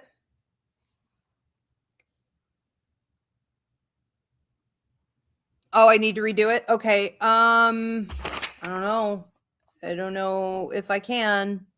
Christina Hernandez. We'll see what comes up. Look, I have, again, you guys, I have what I call psychic amnesia. I don't remember things once I say it. I don't remember clients. I don't remember anything really. So we'll see what comes up here. Okay. Did anyone else have a glitch or hear a glitch? I would love to hear from anyone else. Like, I want to make sure I'm not having problems. I have a message. Okay. We got like people all over the place. Okay. Wonder why. Wonder what is happening here. Okay, so let's just be careful. Diana, just please make sure whatever's going on with your internet, that like you're the only one on it. Okay, if you can manage that. I am here. I'm the only one on it here on my end, so I can't improve it anymore than where it already is. Okay, so let's go ahead and redo. Okay, well, thank you for confirming too. I mean, if you guys feel like you have no idea, you can't piece together what I said, let me know and I'll go in and I'll pull something else. But if you get the gist of it, you were able to piece together what had cut out, then I'm not going to redo those. Okay. But my understanding from Christina is that she has no clue what I said. She can't piece it together. Okay. So I will go ahead and redo that one.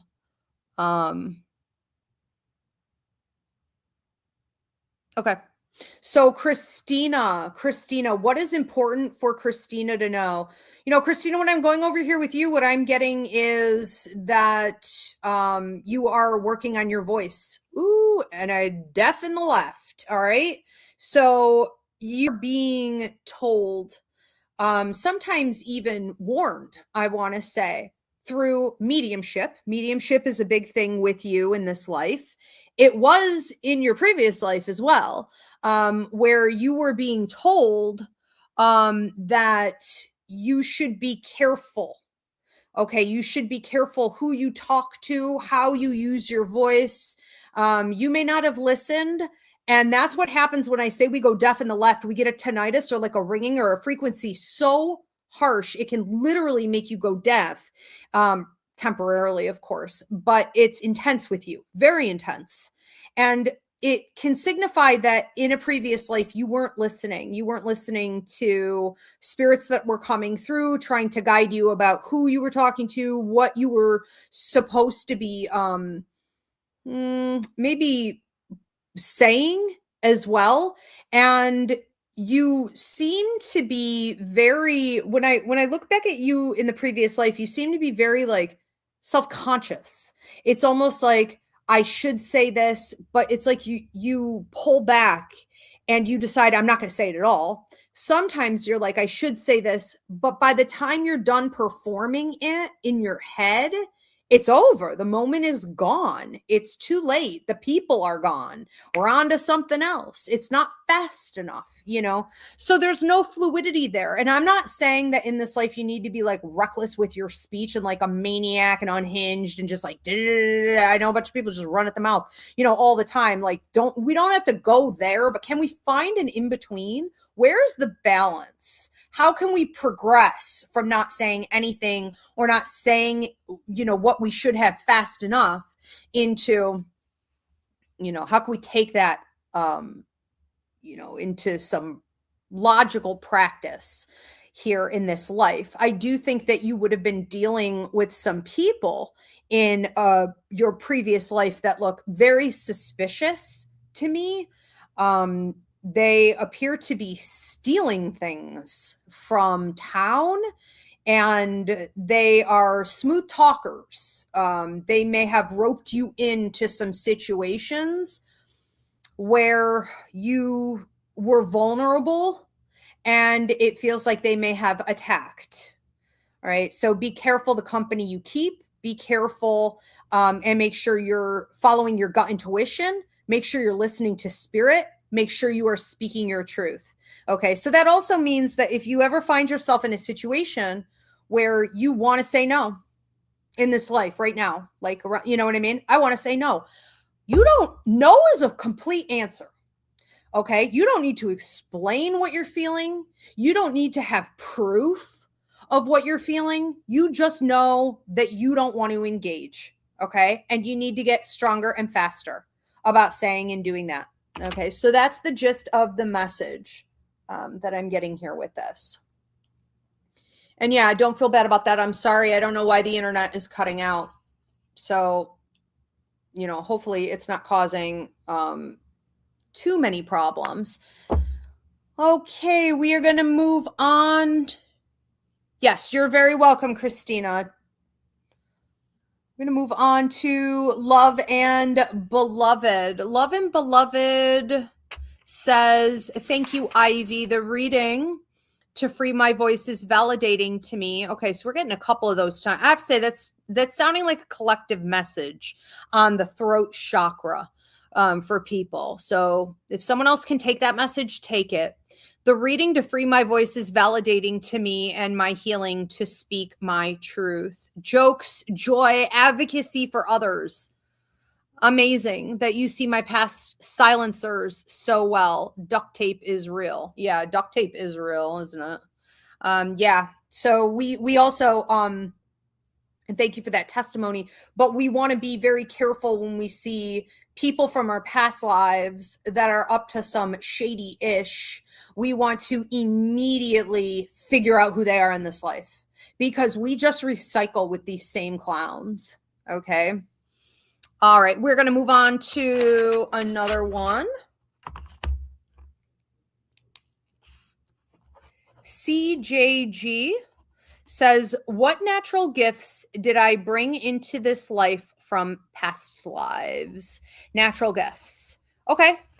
I love that question. I love that question for you. I love that question for you. So I see a lot of, what was that? I see a lot of leadership. All right. So you seem to, I have you grabbing the mic, and that's significant in a couple different ways, because you may find that in this life, you were able to go into any situation, system, structure, even ones you haven't been in before, and you have really, I don't want to say no business being there, but you certainly are like new or inexperienced, and what you know is incomparable. Right? Like you are low man on the totem pole, but you go in and you revolutionize this space. You go in and you grab the mic. You go in and you have people shaking in their boots a little bit. It's like, oh shit, she's here. Okay, she's here. She's going to take over things. Now, this could also be a bunch of situations where you're offered positions because they know you're going to do that. You may not even know you're going to do that. You may not even see yourself that way, but people are hiring you for that. They know you're going to be good at doing that. So there's this sense here of being able to take on leadership with no previous education, teaching experience, even in certain situations, and really nail it. Okay, you hit the ground running, you run with it. And I'm seeing systems burning down, which is symbolic of cleansing and like Phoenix rising from the ashes. Okay, so rebuilding them better. This is also part of the engineer's mind. So when I talk about the engineer's mind, I'm talking about understanding how systems fit together. So this could make you somewhat like mechanically or technologically inclined, musically inclined, but it's also systems of people and like maybe not organization skills in itself, but understanding how to categorize everything, how to see patterns, how to understand where the highs and lows are, and renegotiate everything in such a way where it works. Okay, so that's the engineer's mind. That's natural. You've been reborn with that ability, but the leadership and this idea of sort of, you know, taking over anywhere you walk into is coming from a past life where you would have been in what feels almost like a king position, a high leadership position. So you were ruling quite a lot of people. I don't think you were literally a king, but I do think that you lived like a king, and you know, this was pretty political. So you were, although it seems like you got that from birth, like you didn't earn it, and then nobody voted for it. I mean, it's, yeah, anyways, you know, you're in a position there where you did well. You may have had people ruling before you who were sloppy. And they didn't really care. They didn't care about the people. And when you took the seat, it was like, I am going to do what's good for people, to keep their energy levels up, to keep them fed, to keep them happy enough and elevated enough that they would never try to overturn me, that they would never try to throw me, they would never go against me. And that's smart. You don't have to give people a lot. You just have to not be a gigantic a-hole, you know, when you're in a position of power. Like, yeah, just being decent, you know. Our government could learn a lot, right? So there's this ability that you had to lead, and it wasn't lead with an iron fist or lead through tyranny. You know, it was very much like everything works better okay, when we're all doing well. And because people contributed a lot, it's sort of the same idea of like taking their taxes or taking their labor and giving them back what they rightfully deserve.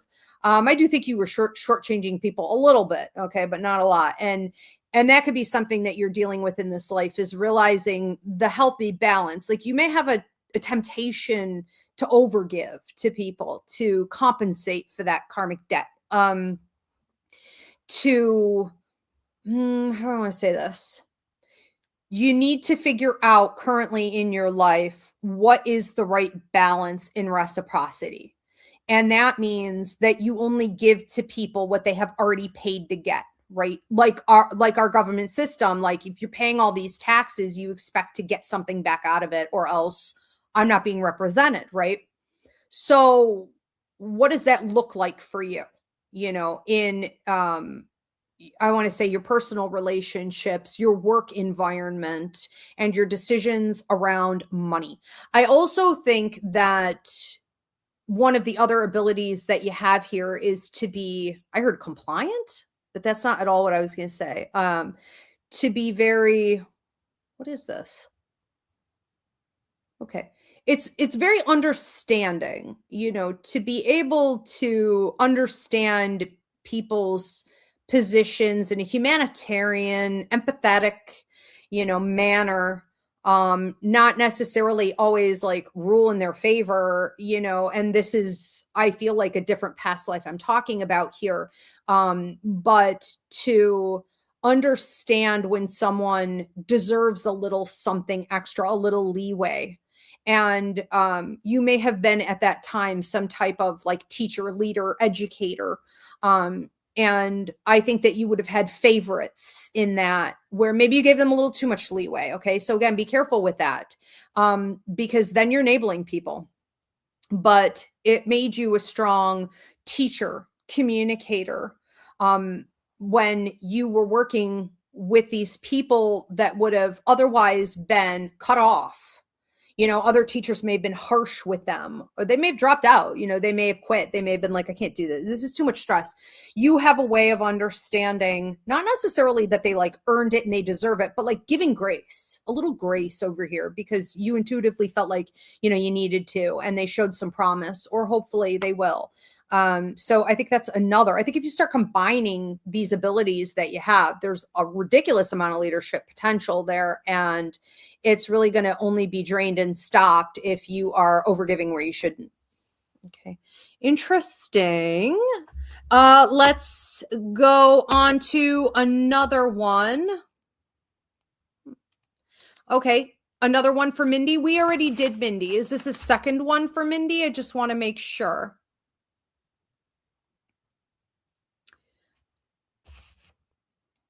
Oh, this is a different Mindy? Okay. All right. So I just want to make sure they understand who's getting what reading. Okay. So if we got like a bunch of people coming in with the same name, we need to somehow let them know. All right. Mindy Garcia. Okay. Another Mindy. Okay. Mindy Garcia. Mindy Garcia. What am I getting for you? What is relevant for Mindy Garcia to know about her life now connected to past life? Who is this? You seem to have gotten, you seem to have gotten married, and it feels as though you were feeling trapped, but you didn't really fully understand maybe how serious the situation was, or you didn't understand what the person was capable of. And you're very much like living in la la land. Like the whole, thank you for the hearts on TikTok. The whole marriage, you're just kind of like, you know, I'm cooking, I'm taking care of things, take care of the house, take care of the kids, and meeting up with family. I'm talking with people. It's like da da da da da da da da da da. You know, did you feel like this person was abusive? Sure. Did you feel like they were sometimes a little nuts? Yeah. But you didn't you didn't, I think in the context of the society at the time, it didn't seem like anything you should really worry about or complain about. Like it almost seems normal to a degree, but it wasn't normal. It wasn't, um, let's put it this way. You know, when someone shows you who they are, they show you that they're unhinged. That is an immediate, like, I need to come up with an escape route on this situation because it is a ticking time bomb. It's a matter of time before they do something to you that could either end you or you're not going to be able to get out of, or it's going to be irreversible damage. It's going to be a big problem. And so I think that's one of the things that you're looking at in this life. Okay. This scary looking, I mean, he seems dumb as a box of rocks though, really. You know, you could have outsmarted him if you weren't so busy like da da da da da, nothing is wrong, you know.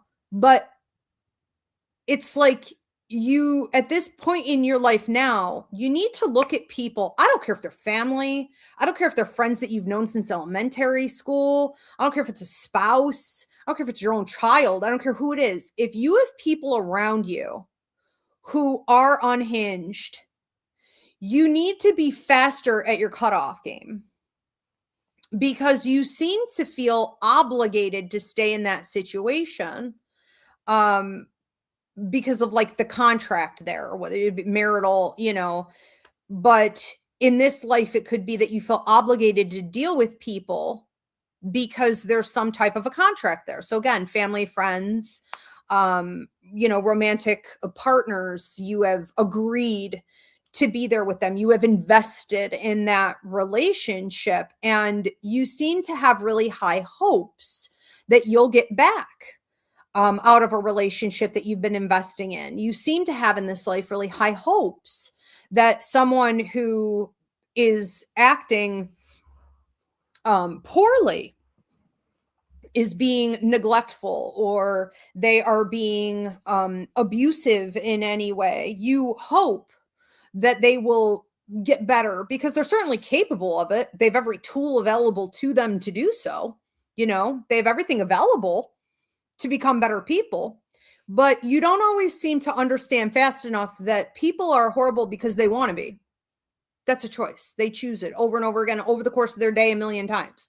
They constantly choose a low vibration over a high vibration.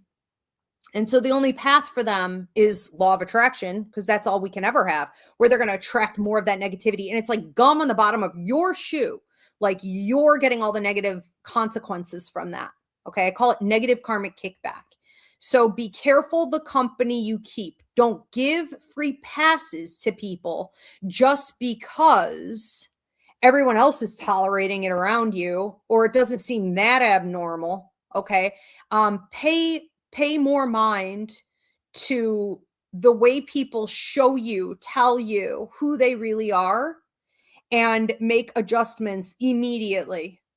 Okay. We don't wait or hope for improvement immediately. Definitely some, I want to say, revisitation in this life for you with these issues, with those in your inner closest circle. Yeah. All right. Let's move on to another one. CJG, is this just a little bit of a testimonial? She already received her reading. So she said, wow, I work in compliance now. Okay. I am a compliance manager. I am so intrigued with that reading. Thank you. You are very welcome. I'll have to go back and listen. That's nuts. It's like you can't make this stuff up. It's like I'm psychic or something. What's written is written and you cannot erase it. All right, we're going to move on to another one here. This is Jennifer Barone. Okay, so just whatever is coming through for Jennifer.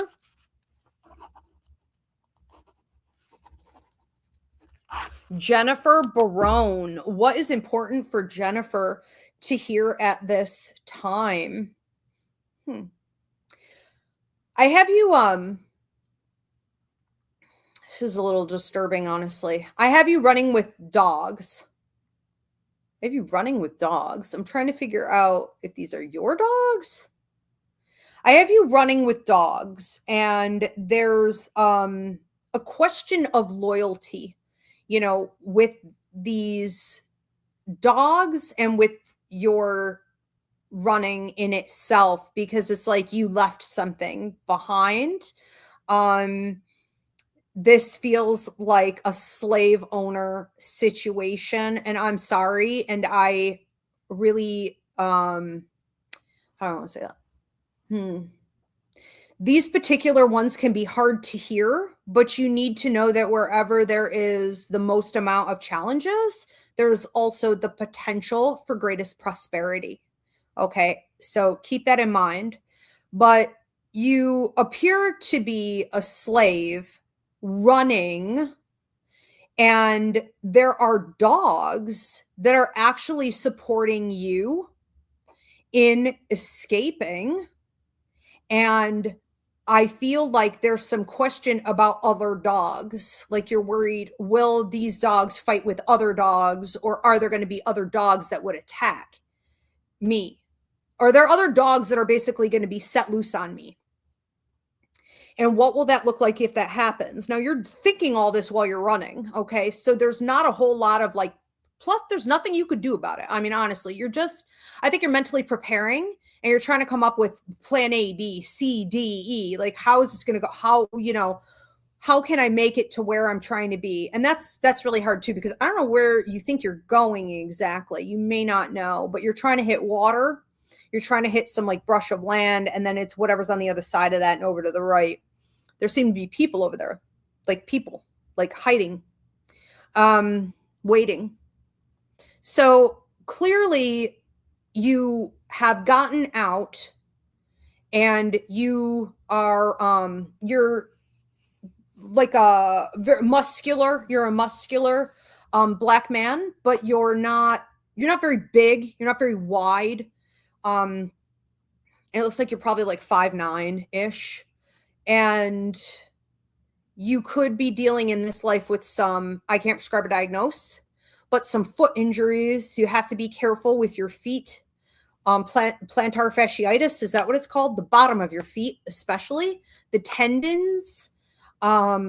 Be careful, okay, in general, how well you take care of your feet, your ankles, your legs, and the right arm, and the wrist.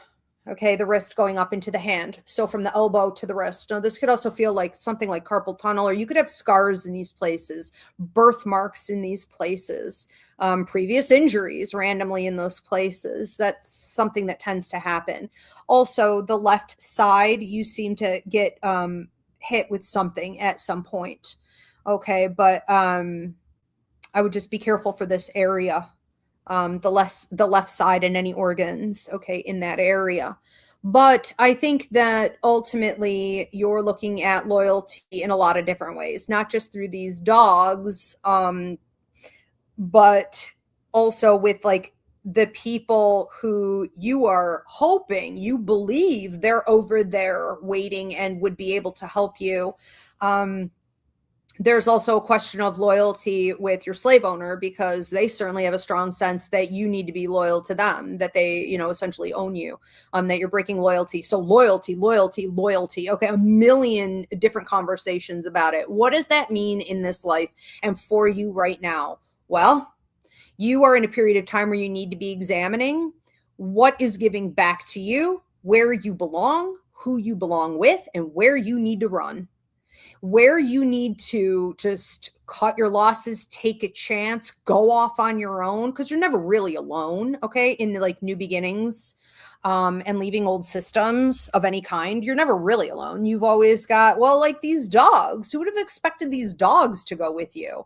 I don't even think you wanted these dogs to go with you, but like 3 of them went with you. They like you, you know?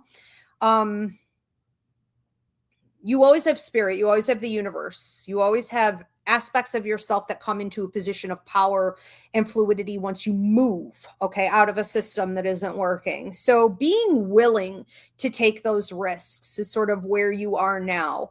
There's also a lot of unresolved rage, kind of anger, that could be brewing in you right now, whether it's like coming out as righteous anger over crooked systems that entrap people, enslave people, abuse people. This could be anger that's bubbling out and you're like, I don't know where this is coming from, but I am like pissed off. Like I am a bitch today. Like I pity the fool. You know, if it's coming out, it's coming out. You know, let it out. As he attacks me. You understand. Mwah. She'll kill anything that crosses her path. Come on, you want to come up here? Just don't scratch, okay? I'm getting bullied by this cat today. Let it out, process it, and also process how anger that goes unchecked, it will brew in the body, the mind, the energy, okay, and manifest into toxic things. What can you release with that? Okay. And again, I can't prescribe or diagnose, but there does seem to be a lot of buildup here. Ultimately, you got to where you needed to be. You just always felt like your freaking battles were never done. It was like, okay, I got here and now here's a new shitstorm. Here's another list of crap I'm going to have to deal with. Like, how much more can we put onto this pile? You know, it's like in this life you may feel, and you may have been born into it where you're like, I'm freaking exhausted. Like, when do I just get a good day? When do I get a break? When does a cycle end? You know, but you have to break more systems. You have to break more cycles as well. So own that. But I think you're getting to a place. I mean, you had a full life, but you also had to constantly deal with things, you know, and I think accepting some of that is also key in this, is not wanting for things to be different, not wanting for life to necessarily be easier, but understanding that, you know, you are at a place of maturity where you can embrace that and understand that that's part of life, and just keep asking, what are the lessons? Where's the growth? What is the point? How can I alchemize this from pain to power? Constantly. That's the whole point of being here. Okay. Which is something I think you didn't do. All right, back then. Also, all eyes are on you. So people are watching to see whether or not you do this, and they're going to learn from what you do with it. All right, we're going to move on to another one. This is for Kim Elizabeth. Okay, open-ended for Kim. Kim Elizabeth, what past life is affecting her right now? What is important for her to know? Shady people, shifty people, bunch of them over here in your past. You may have had some money in your past life, and it looks like this was, maybe your father was into like medicine, pharmaceuticals, remedies. Okay. And like herbs and things like this, but also like surgeries and stuff. I think he was a little out of his element, but he did it. And he was really passionate about that. I think he made a lot of money, and it wasn't just money in like cash. It was people being indebted to him, and he was good at trade. So it was like, okay, you know, your kid is sick, your kid is the fever, or, you know, your wife is going through this, or your husband needs to have this body part cut off, or this surgery, or whatever, you know, you can't possibly afford this thing. I will, you know, you can give me this business, you know, for the next, whatever, 10, 15 years. That put you as the child in a significant position of power. And your mother also seemed fairly wealthy, but this was like, it feels more like inherited wealth. And she was very smart. She was well-read and a little cold. So in this life, maybe you battle with a relationship with your mother where it's either you know, cold and distant, or it would be the polar opposite where it's a little enmeshed even. There's a little too much of a bond going on there, or you feel like you need, you know, something more out of her, or you feel like she is smothering in some way. So that could go either way, and it could change at different times. But there was something about the mother. You had a decent relationship with your father. There seems to be a flow of energy there, even though he was never really around. He was always working, but you could have intelligent conversations with him. I think that your mother also preferred everyone but you, which is sad. So there could be this sense with mom energy, or if you are a mother, that you really want to heal that. Okay, it's painful when your mother would prefer anyone but you to spend time with, to discuss things with, to build up. You know, it's like she took no pride in you. um some people just aren't meant to be parents, you know, it happens and whatever. But I think that, you know, you're bringing healing to that by being very present for yourself. And if you have children, being very present for them, and trying to work on that with your current parental relationships, mom in particular. Please don't, you can come up here, but don't scratch. And there are people talking trash over here, planning to take what you have. So there is this sense of right now in your life, be very careful with coworkers, be very careful with friends, not necessarily like your diehard friends that you know well, but like new friends, acquaintance type friends, um, people who seem like their energetic transfer is a little bit like a poker face on the body, and their energetic transfer is um very, I heard, detached. There's a reason for that. Okay, don't trust that. There are people who are jealous of what you have, and there are people who think that they can get what you have or take it from you by sort of like stealing it or displacing you, or you know, talking bad about you, and you become like discredited um because it feels like you were trying to go a little bit of your own way and build a life for yourself back then that was a little bit different from, you know, what your parents did. And so you had to pioneer it a little bit. You know, you had to receive education or certifications and titles and things like this. And it would not have been hard for you to be discredited because it was new, it was uncharted territory. Okay, and you may have a passion for that in this life too, of like doing things that are a little like uncharted. Okay, this isn't normal, this isn't conventional in any way. And like, you know, it's easy enough for people to throw you off your path when you're a little bit of fish out of water. Okay, regardless, I see you pushing on. A lot of jealousy with you. A lot. And they were never going to get that kind of money. So I get it. I mean, but like they could have helped you. They didn't even ask for opportunities to work with you. They were just, you know, crap. Okay, let's move on to another one. We have Jennifer Barone, who already received her reading. So this is just some feedback. Jennifer Barone said, "Thank you so much, Ivy. My head was nodding yes the whole reading. That was right on." Okay, beautiful, Jennifer. I'm glad that hits for you. You guys are really I mean, I only did this one other show. You know, we did the test show and you guys wanted it. So I added it to the 2026 lineup. So I don't remember how that first show went. I just remember it was busy. But it feels like you guys in this show, and this could be like sort of a collective message or just the whole group of you that's showing up tonight, you are really doing the work. I mean, and you've had some tough circumstances that you're coming out of, but I keep feeling that power, you know, any tingling on the right side of your body too, that is your power outside. I mean, you guys are really entering into your power. And a lot of you, I feel like you're done. Like you're just done with the old systems. So this should be really exciting. Be sure to follow up. I always want to hear in the future how things are going. Mindy Garcia, who I already read, is just saying that definitely resonates immediately, being the key word. Thank you, Ivy. Absolutely. You are very welcome. Yes, being fast.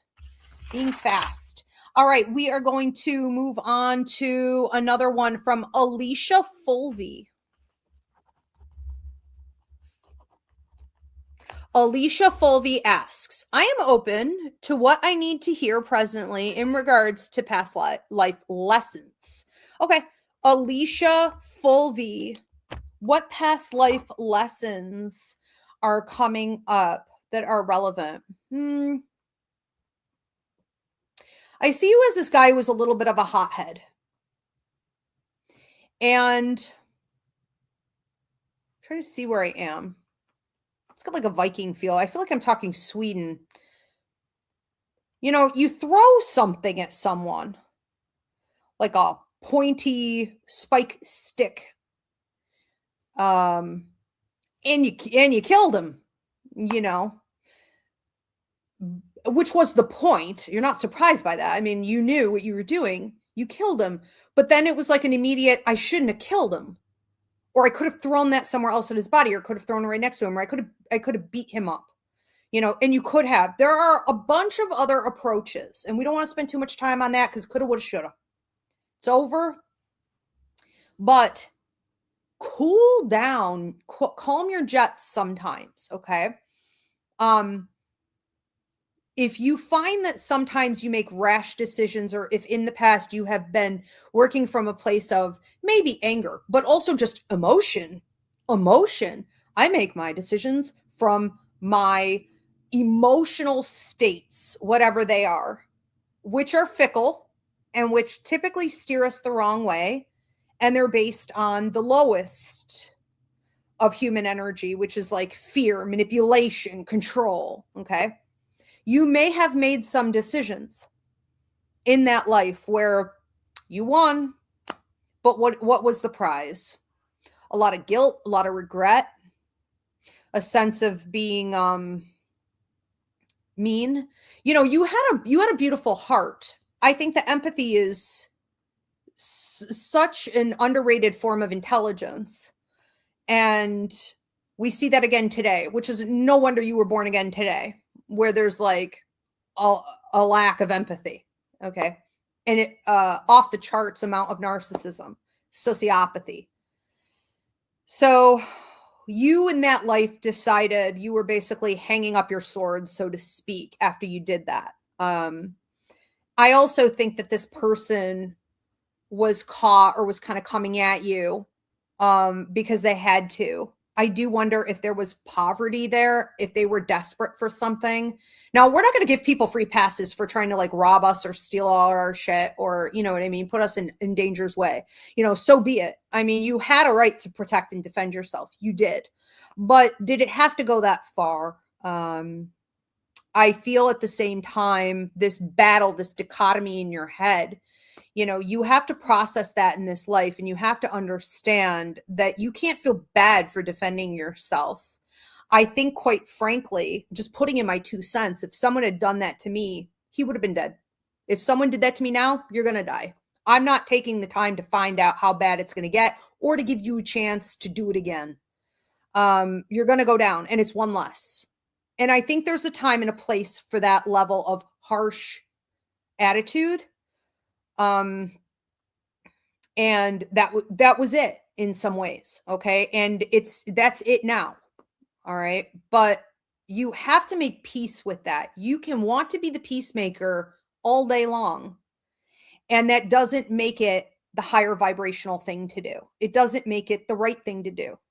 It doesn't mean that you're not enabling or allowing other people to be hurting yourself. It is a responsibility that you have to yourself. Self-love, self-protection, self-advocacy, self-defense. You are responsible. The universe is holding you accountable for that. You are responsible to protect and defend yourself unapologetically. Okay. And only when you do that will the universe be able to step in and protect you the rest of the way. So you could be dealing with some guilt, whether it be survivor's guilt in this life. You could be dealing with some hard lessons in areas where you have given too much to people, or you've allowed yourself to be a punching bag. You know, you're working all of that out. So try to hold on to your humanity and your intelligence, your empathy, but also do what you have to do when it needs to be done, and do it in such a way where, you know, you really do cut people or situations off at the knees. So yeah, a little bit of a trial and tribulation going on here. That is the lesson, is accepting it, you know? I think a lot of us suffer with that, is like feeling bad for something you had to do, and then it's like, could I have done it this way? Could I have done it this way? So, at some point you just kind of need to let it go and be like, look, I just need to get it done. I need to get it done. I will perfect it. Heaven forbid I have to do it again in the future. I will get better at that after, but don't let it eat you up. Hello. Meow. Alicia says, nope, that's the one I just did. Okay. Do we have another one coming in here? Diana, who's next? And just out of curiosity on my time clock, how many more do we have, Diana? I love you. And you can come up here if you want. I feel like I have lipstick on my teeth. What? Am I freezing? Is that what's going on here? Okay. I hope not. I don't know. The internet has been so weird out here. We had some type of storm, 70-mile-an-hour winds. I didn't even notice it, quite frankly. But it blew up my modem. I've never had that happen. And they were like, we can't even fix this. So like, you're going to have to come down here. You're going to have to get a whole new modem, that electrical storm. Like so I had to start from scratch. This is all brand new. There shouldn't be problems. And I'm talking this just a few days ago. All right, let's see what's going on here. Joelle Amico, long time no see. Joelle Amico, what past life is affecting you now? What do you need to know? Joelle. There's this image of you running up a hill and, what is this? Slovakia? Is this Russia? Slovenia? I don't even know where that is. Yeah. Okay. I want to say this has like a Russian feel to it. It's this image of you running up a hill with like a kid here, a kid on your back, like you're carrying something else, like you're carrying a bunch of stuff. And you may have been forced into a situation where you had to carry a lot of weight and you had to do things sort of quickly. There's talk here also of like your parents not doing well. And like, what more can we add to this? Let's add on that your parents also need you. Okay. So it's like these kids need me and I'm carrying all this weight, this like literal baggage on my back. And I've got this work stuff and I can't put any of this down.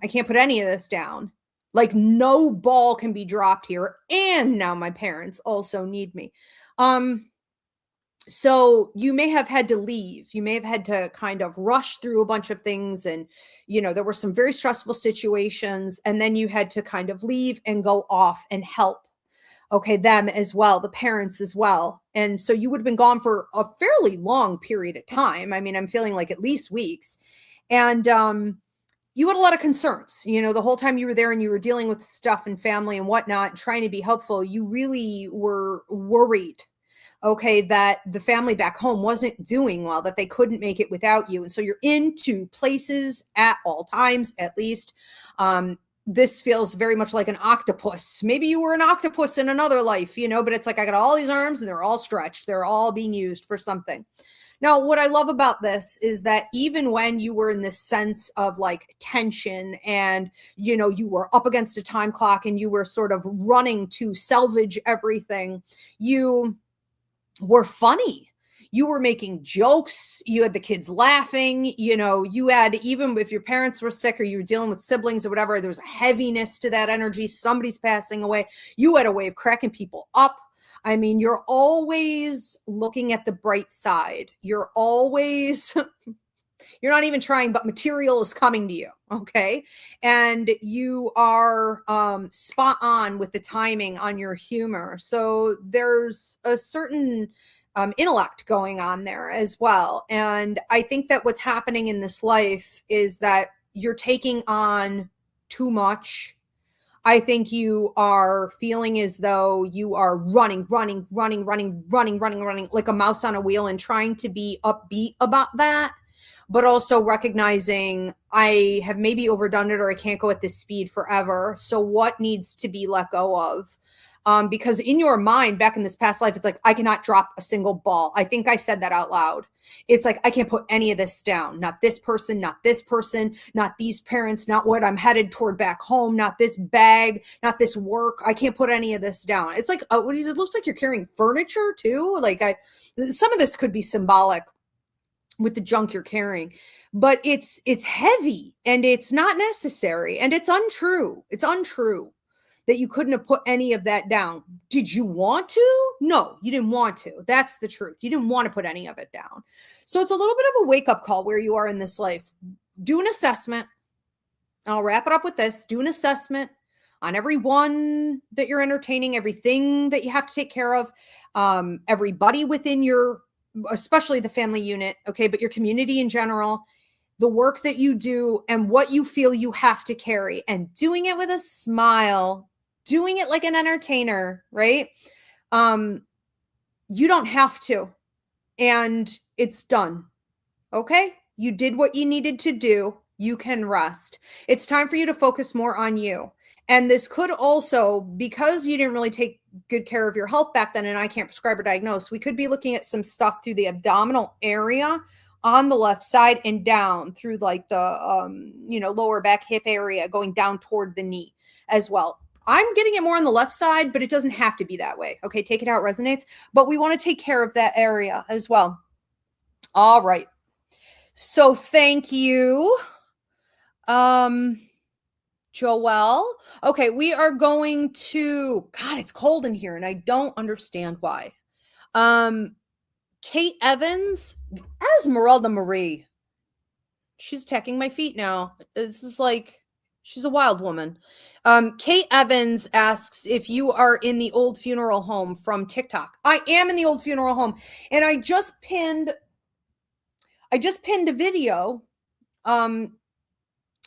from like where I walked through. You guys like had asked for more of those types of videos, and I pinned that recently because I want to do more of those videos. Also, I started moving. So what I'll be doing here, showcasing the old funeral home, the 1882 Victorian funeral home, is like moving throughout as we produce. So I will be here in this spot for probably another week or so. And then I'm going to do a sort of around the world in 2026 from different spots in the funeral home, because you guys had asked to see more of like the architecture or the creepy shit that's here or whatever. Okay. So this was the second spot I moved to, which is funny. Thank you for bringing that up, because I was going to explain to you guys like why I picked this spot. You see these beautiful, like the etched glass, right? These are all original. And they're all over the house. And there's a different design in every window up at the top there. And when the sun comes up in the morning, people who stay for the haunted sleepover love this because they sleep down here.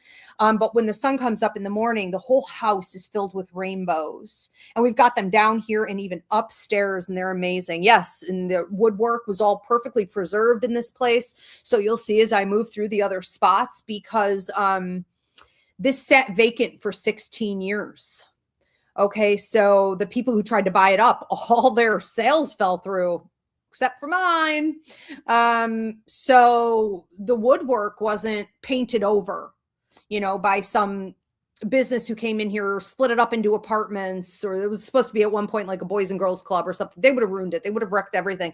And so the woodwork is perfectly preserved. And before the 16 years it sat vacant, it was the most successful funeral home in the area for over 55 years. So he kept all of this. It's just amazing. It's so beautiful. But yes, thank you for asking. And I will be doing more creepy videos on all the weird stuff, because I know you guys had asked for that. So yeah, I just pinned one of the videos I did on that.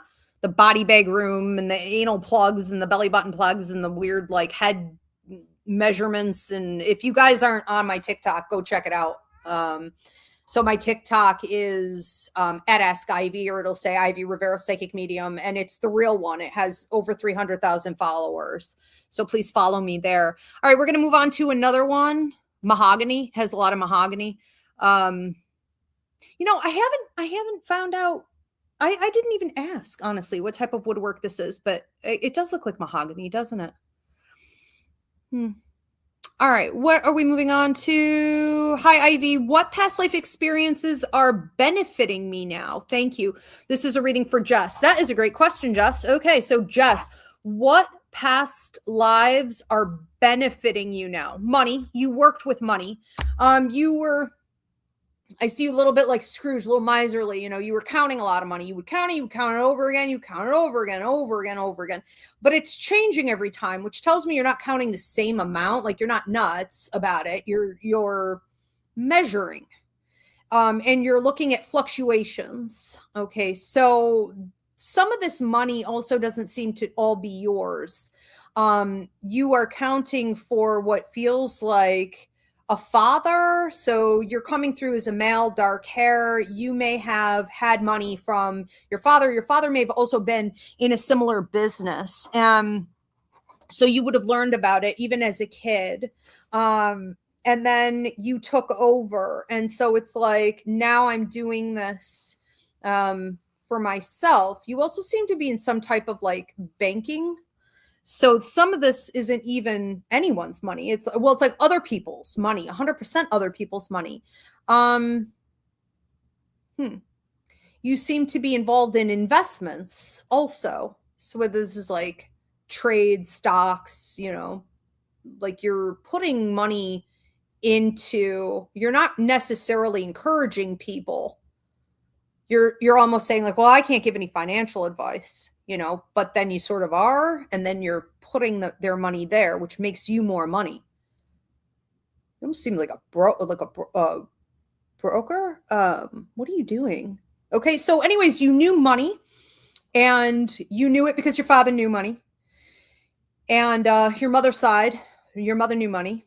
And so what you're doing in this life is understanding how to invest, how to use money as leverage, how to use resources to create more resources, more opportunities, how to also be fluid in that. And you seem to struggle a little bit with this, where maybe you would hoard things a bit more than what was really recommended. And I think it's important to understand that in this life, you don't want to focus too much on like my savings, and I can't give financial advice. Okay. So I'm just saying it's how it looks to me. But you don't want to just try to hoard for like a rainy day, but how can you invest your money into other things to increase your resources? Try not to be afraid that like you could lose it. Easy money is money easily lost. Like, get rid of the old school mentalities, get rid of any poverty mentality also that you may have, where it's that miserly type of attitude, because you can do incredibly well with money. You're like a magnet for money. Now, this is also about utilizing your other resources. And this is something I don't even think you identified yourself as having in that past life, which was that you were multifaceted.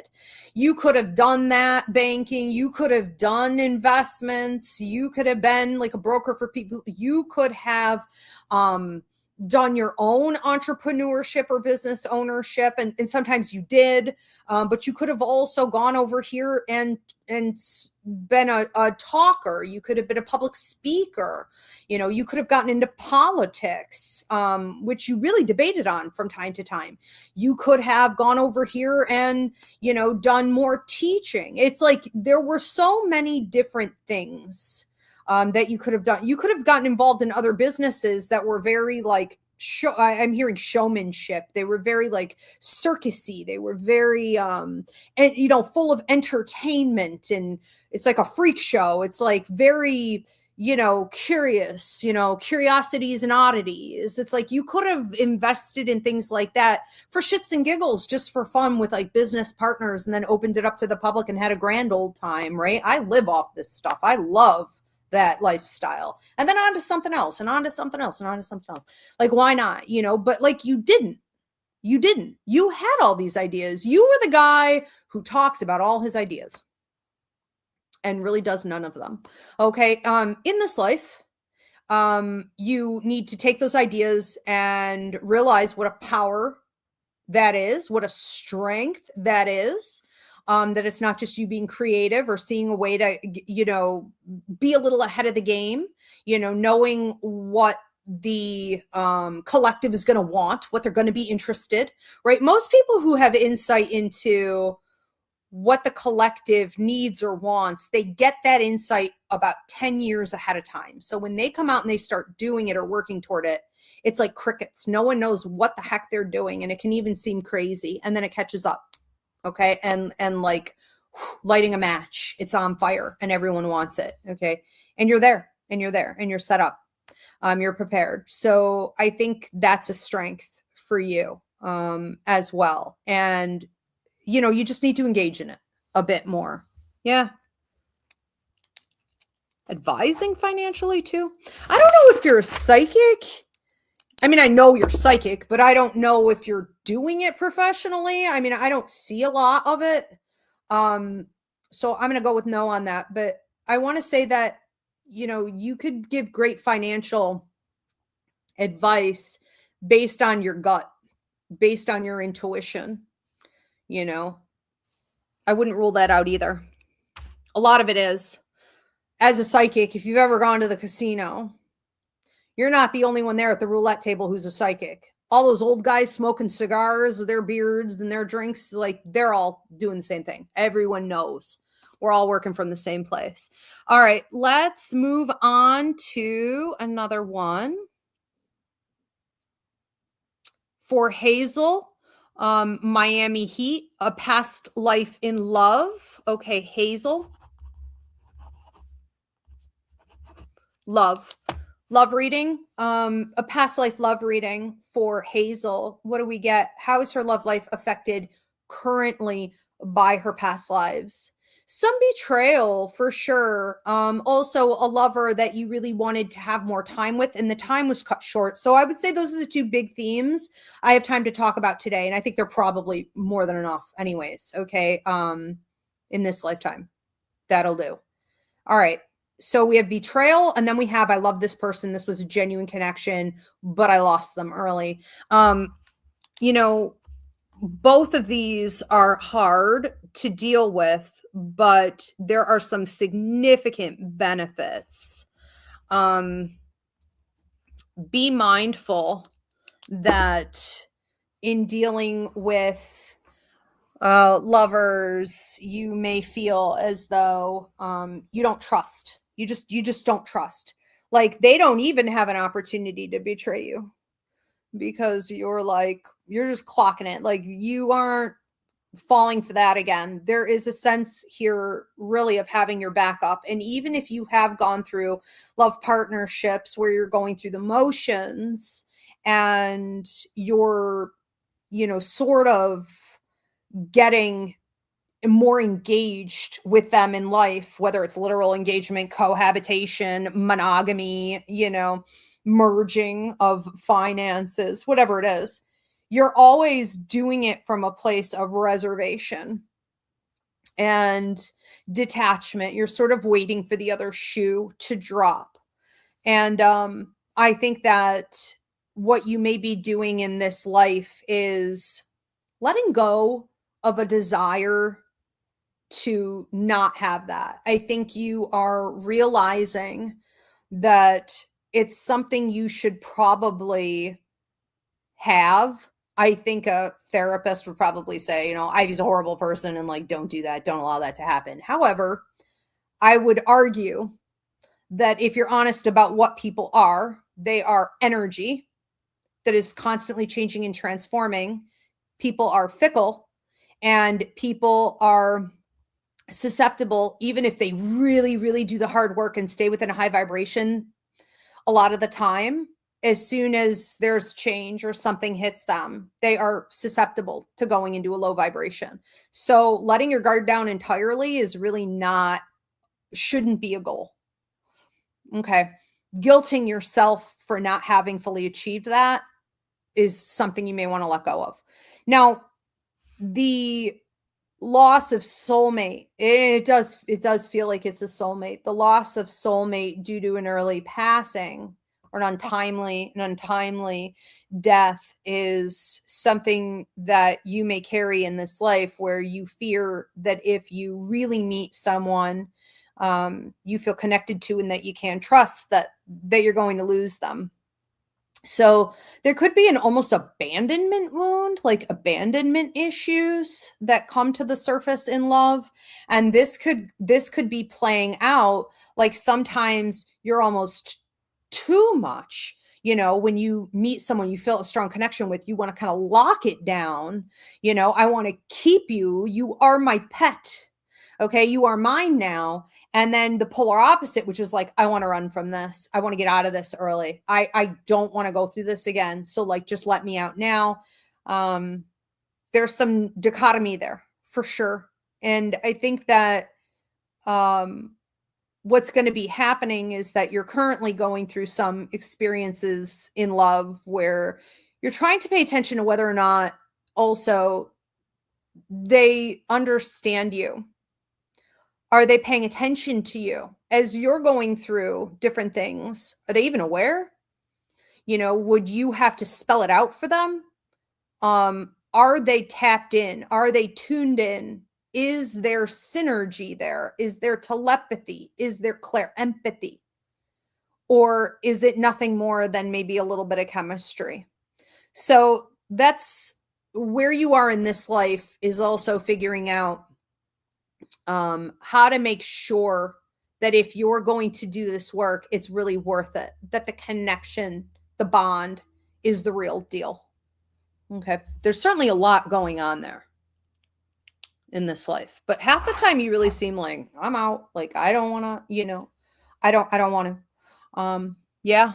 All right. Thank you, Hazel. We are going to move on to another one. So this is another one for C. Hello, beauty. Are you back? Where were you? Were you playing with your balls? Yeah. Do you want to come up? You can come up. You can jump up. What pattern am I meant to finally break that I have carried over from a past life? Okay. A pattern to break. Okay. And I'm going to deliberately lean in with your Akashic on this. What pattern? What's the most important pattern? What's the most important pattern for her to break? Double-mindedness? Your poor Akashic. You put this guy through the ringer. He said, there are a couple that he thinks are like the most important, because one, in all honesty, one is affecting your resources. It's affecting your money. It's affecting your opportunities, resources. There are a lot of different ways to look at resources, and they seem linked. Okay. But primarily, if he had to pick one, he's going to go with being double-minded. So who are you fighting? He said, who are you fighting? Who are you fighting? Who are you fighting against? Your mother, your father? You would have had a past life where you weren't allowed. It's almost like, do you want me to think? Am I allowed to breathe? Am I allowed to be alive? But it's like everything you did, even when it was right, your parents had a way of shutting you down or belittling it. Mom would belittle, dad would sort of shut you down. You weren't free to truly be yourself. You weren't free to live up to your true potential. You seem to be a girl who's a bit of a tomboy. And I feel like you were verbally dismissed so many times, even when you were passionate about what you were saying, or you were on the verge of tears, or you were sort of shouting it. You did have a mouth on you. You never got in trouble for that, but it's a different form of abuse when you're just being ignored. You were shut down so many times that you lived the rest of your life in such a manner where it was kind of reckless. It was almost like, well, I'll show you, and like your Akasha kept saying, like, who are you fighting with? Who are you fighting with? In this life, you're fighting with you. In this life, you're fighting with your inner dialogue, your inner negative parents. But back then it was like you were fighting all these ghosts. You were trying to prove a point. You may have become reckless. You may have become self-deprecating. You would have made choices that really weren't best for you. Just to feel something. It's like, well, I just want to feel alive. I don't want to just, live by the standards that they're sticking me to. And I think that in this life, you're looking for, and this is what pattern we need to break, right? Wasn't that the question? I'm not going off the rails. Okay, the pattern to break. Pattern to break. Break the pattern of negating yourself. Break the pattern of talking to yourself like your toxic, negative old parents and their crusty, dusty dinosaur ways, okay, where they wanted everything to be the same forever. And because you're a girl, you can't. Break the pattern of being double-minded when you want something that's good for you. You want something from a high vibrational place. You believe something, you know something to be true, and then you just backpedal. And you tell yourself to forget it or no, or later. I'll deal with that later. You become your parents. You shut yourself down. Okay. It is not only costing you in all types of growth and change and relationship benefits and self-development, happiness, joy, fulfillment, your life contract, your spiritual abilities, your intuitive intelligence, energy reading, energy manipulation, a million things, but it's literally straight up hitting your money. So your money, your resources, your opportunities for, I heard engagement. I don't know exactly where that's going, but I was going to say, that's what your Akashic said, engagement, but I was going to say partnerships. So networking. Yeah. Okay. That's the pattern to break. I think all else will follow. You guys, I have to take a restroom break. Oh, I'm doing last call. Okay. Do we have any more? So I just want to say, you guys, we're doing last call. So we're doing last call, which means if you have not dropped your donation and your question, or if you don't have a question, you can just leave it open-ended. Just drop your donation. You're going to want to go ahead and do that at this time, and then we are going to wrap up the show. I have to use the restroom, and I have to turn up this heater because this old house, as I say that, the heater kicks on. I'm not falling for that again. It is not enough. I will be right back.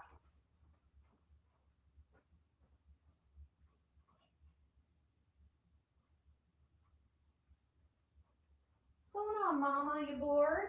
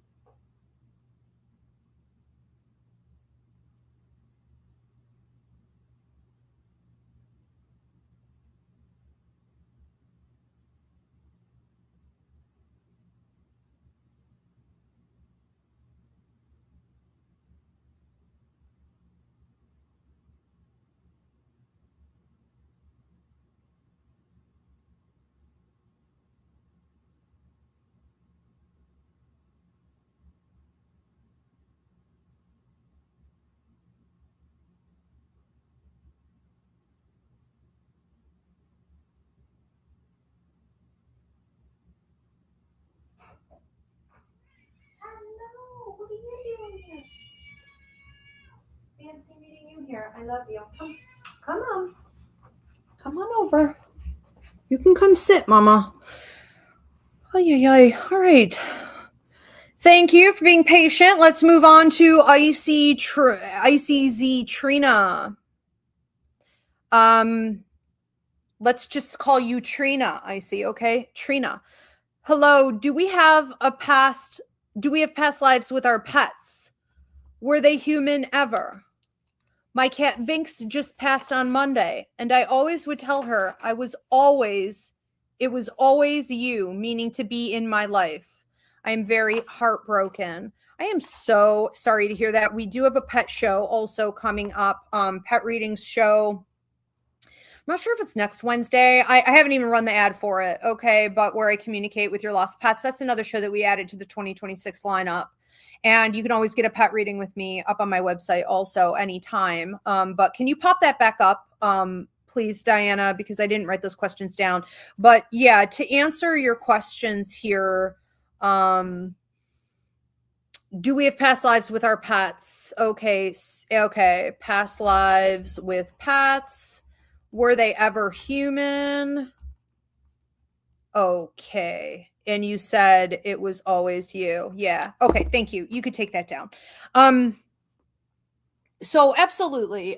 We do have past lives with our pets. It's not at all uncommon to see.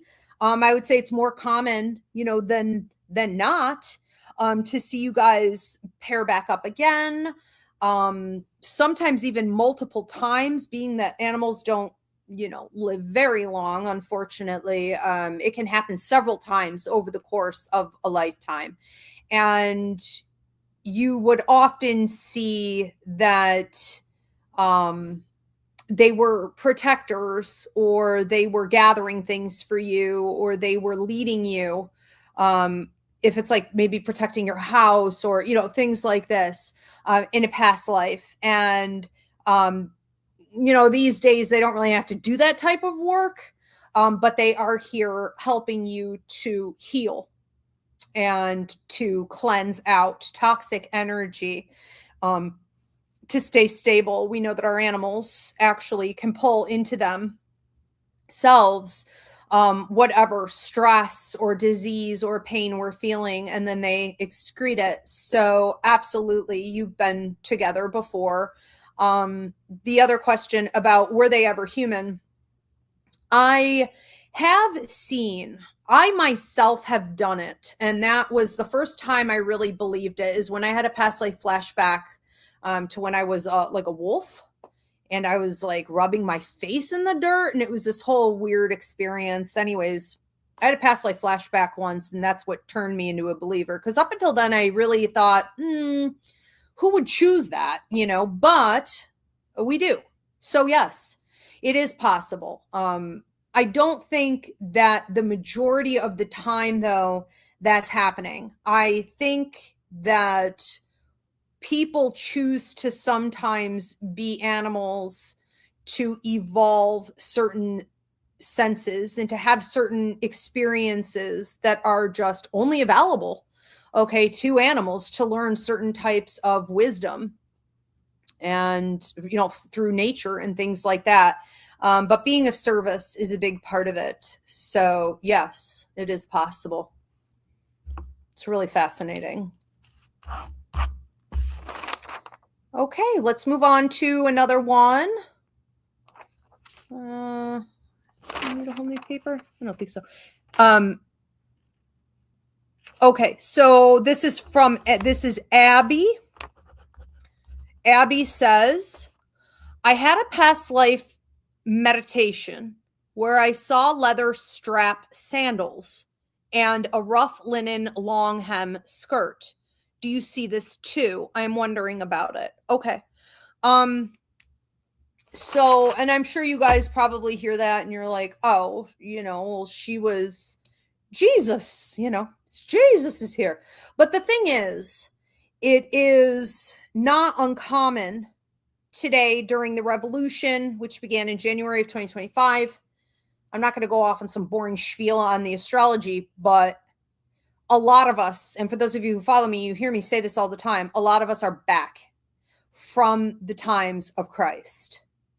that was a huge revolutionary point. We even see it in Gaza right now, what's going on. Okay. So it's the return. It's the return. It's not just the return of like Christ energy and the awakening and all of that. It's the revolution and it's the disruption in the same way, that he would go into, we just saw it on, the other day, he would go into like, the temples and he would flip the tables because they were corrupt. We're literally seeing this play out in real time now. And yeah. So what I see for you is what looks like Palestinian. But you're in a position of, I don't know what you're doing with all this water. It's like I'm carrying a lot of water. It's like you're constantly carrying water. I don't know if everybody did that. Maybe that's normal. You're carrying a lot of water. And you're you're hoping no one asks you for anything. Cuz it's enough, okay? Like you've carried this enough. I've walked back and forth. I've done this enough. So you're trying not to make eye contact. And you're knowing that some people are going to come up to you and need things. And of course, you're going to help. Of course, you're going to help. It's not even a question. You're going to help. You're going to, detour. You're going to have to reroute and you're going to have to help them. And then you'll come back to what you were doing. But you had to move quickly. You were very busy in maintaining what feels like your community. It doesn't even necessarily just feel like your family. It feels like your community was your family. And I think that you were, and we know this with the Palestinian people, they tend to be very, very kind, very community oriented, as a group. They're always caretaking and watching out for one another and live peacefully. They live in harmony that way. And you would have been a bit of it feels like talker, speaker. It feels like you were teaching. It feels like you were teaching, again, not to say that you were like literally Christ, or even one of, his followers at that time, but it does, or his main group, but it does feel like you're a bit of a follower in that. You are talking and philosophizing and speaking to people about better ways of living, healing oneself, being connected to, whether it be like God, the universe, something greater. It has a real stoic feel to it. And you are definitely a bit of a philosopher in this. You're not subscribing to any one thing. You're not willing to. You also seem to only want to do that. You don't want to seem to do all this ridiculous work or walking back and forth and carrying all these jugs of water and like all this, like you don't really want to be doing anything other than that. But a lot of your life was maintaining, the basics. I think it's interesting that I don't see you as part of like a family, but more like a community. So you may have chosen like not to marry. You may have, okay, I get it. All right. So because you wanted to spend your life on these teachings and the spirituality and this philosophy and this, evolution, there really wasn't a place for things like marriage and becoming a parent and getting bogged down by all the things that come along with, a bit of an entrapment system. So you seem to be like a little bit of a lone wolf within this community. But everybody knew you, everybody appreciated you, and you seem happy. You seem very nervous though. Just very nervous. I think they were nervous times, as our current times, very nervous. I think we're all like, anyone who's awake enough has taken their head out of the sand is like, I'm a little nervous. What is happening? Okay. So yeah. But that's where you were. That's where you were. That's who you were. Jess, we have a comment here from Jess. Jess says, thank you, Ivy. I do love the oddities as well. Highly recommend the Mutter Museum in Philly if you have not been there already. Oh, really? I'm going to have to Google that. I'm going to write that down. No, I haven't. I haven't been in Philly in a couple years. I was shocked. You know, when I went back to Philly, there was so much going on. There was so much growth, and it was a really nice time. The Mutter Museum. Interesting. Thank you for that. I will check it out. Do we have another one? What is it?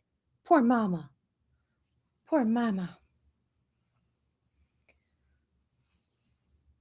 Okay, we are at time. All right, excellent. So thank you so much, everyone, for tuning in. You know, you guys made this happen. You wanted this as part of the 2026 show lineup. You gave it a ton of support. And, you know, here we are. I love this show. I'm glad you're enjoying it. Again, if you want to gift this to someone, or you want to do this privately or learn a little bit more, you can book it up on my website, Ivy Rivera, psychicmedium.com. If you want to get educated more on your past lives, I will be teaching my past lives class to the public here soon in the next couple months, but it's also available video download up on the website, and it's called Karma Contracts and Past Lives. Now tomorrow, oh good, we have one more comment from Abby. I'm going to read that in a second. But tomorrow I will be back here doing, are you a psychic, a medium, or an empath? So I'm going to tell you what intuitive intelligence you have going on, how you could best use it. Don't miss that. And that's going to be at 9 p.m. Eastern back here on all these platforms. So Abby said, where was this? There we go. Abby said, thank you, Ivy. I saw grasses and dirty feet, probably from walking and carrying water. Probably. You know, it's funny though, because like your sandals feel really comfortable. So they need to make shoes the way they used to make shoes. Okay, you guys, love you. Stay tuned. I'll see you tomorrow. Thank you, Diana. Thank you, Spirit. Have a good night.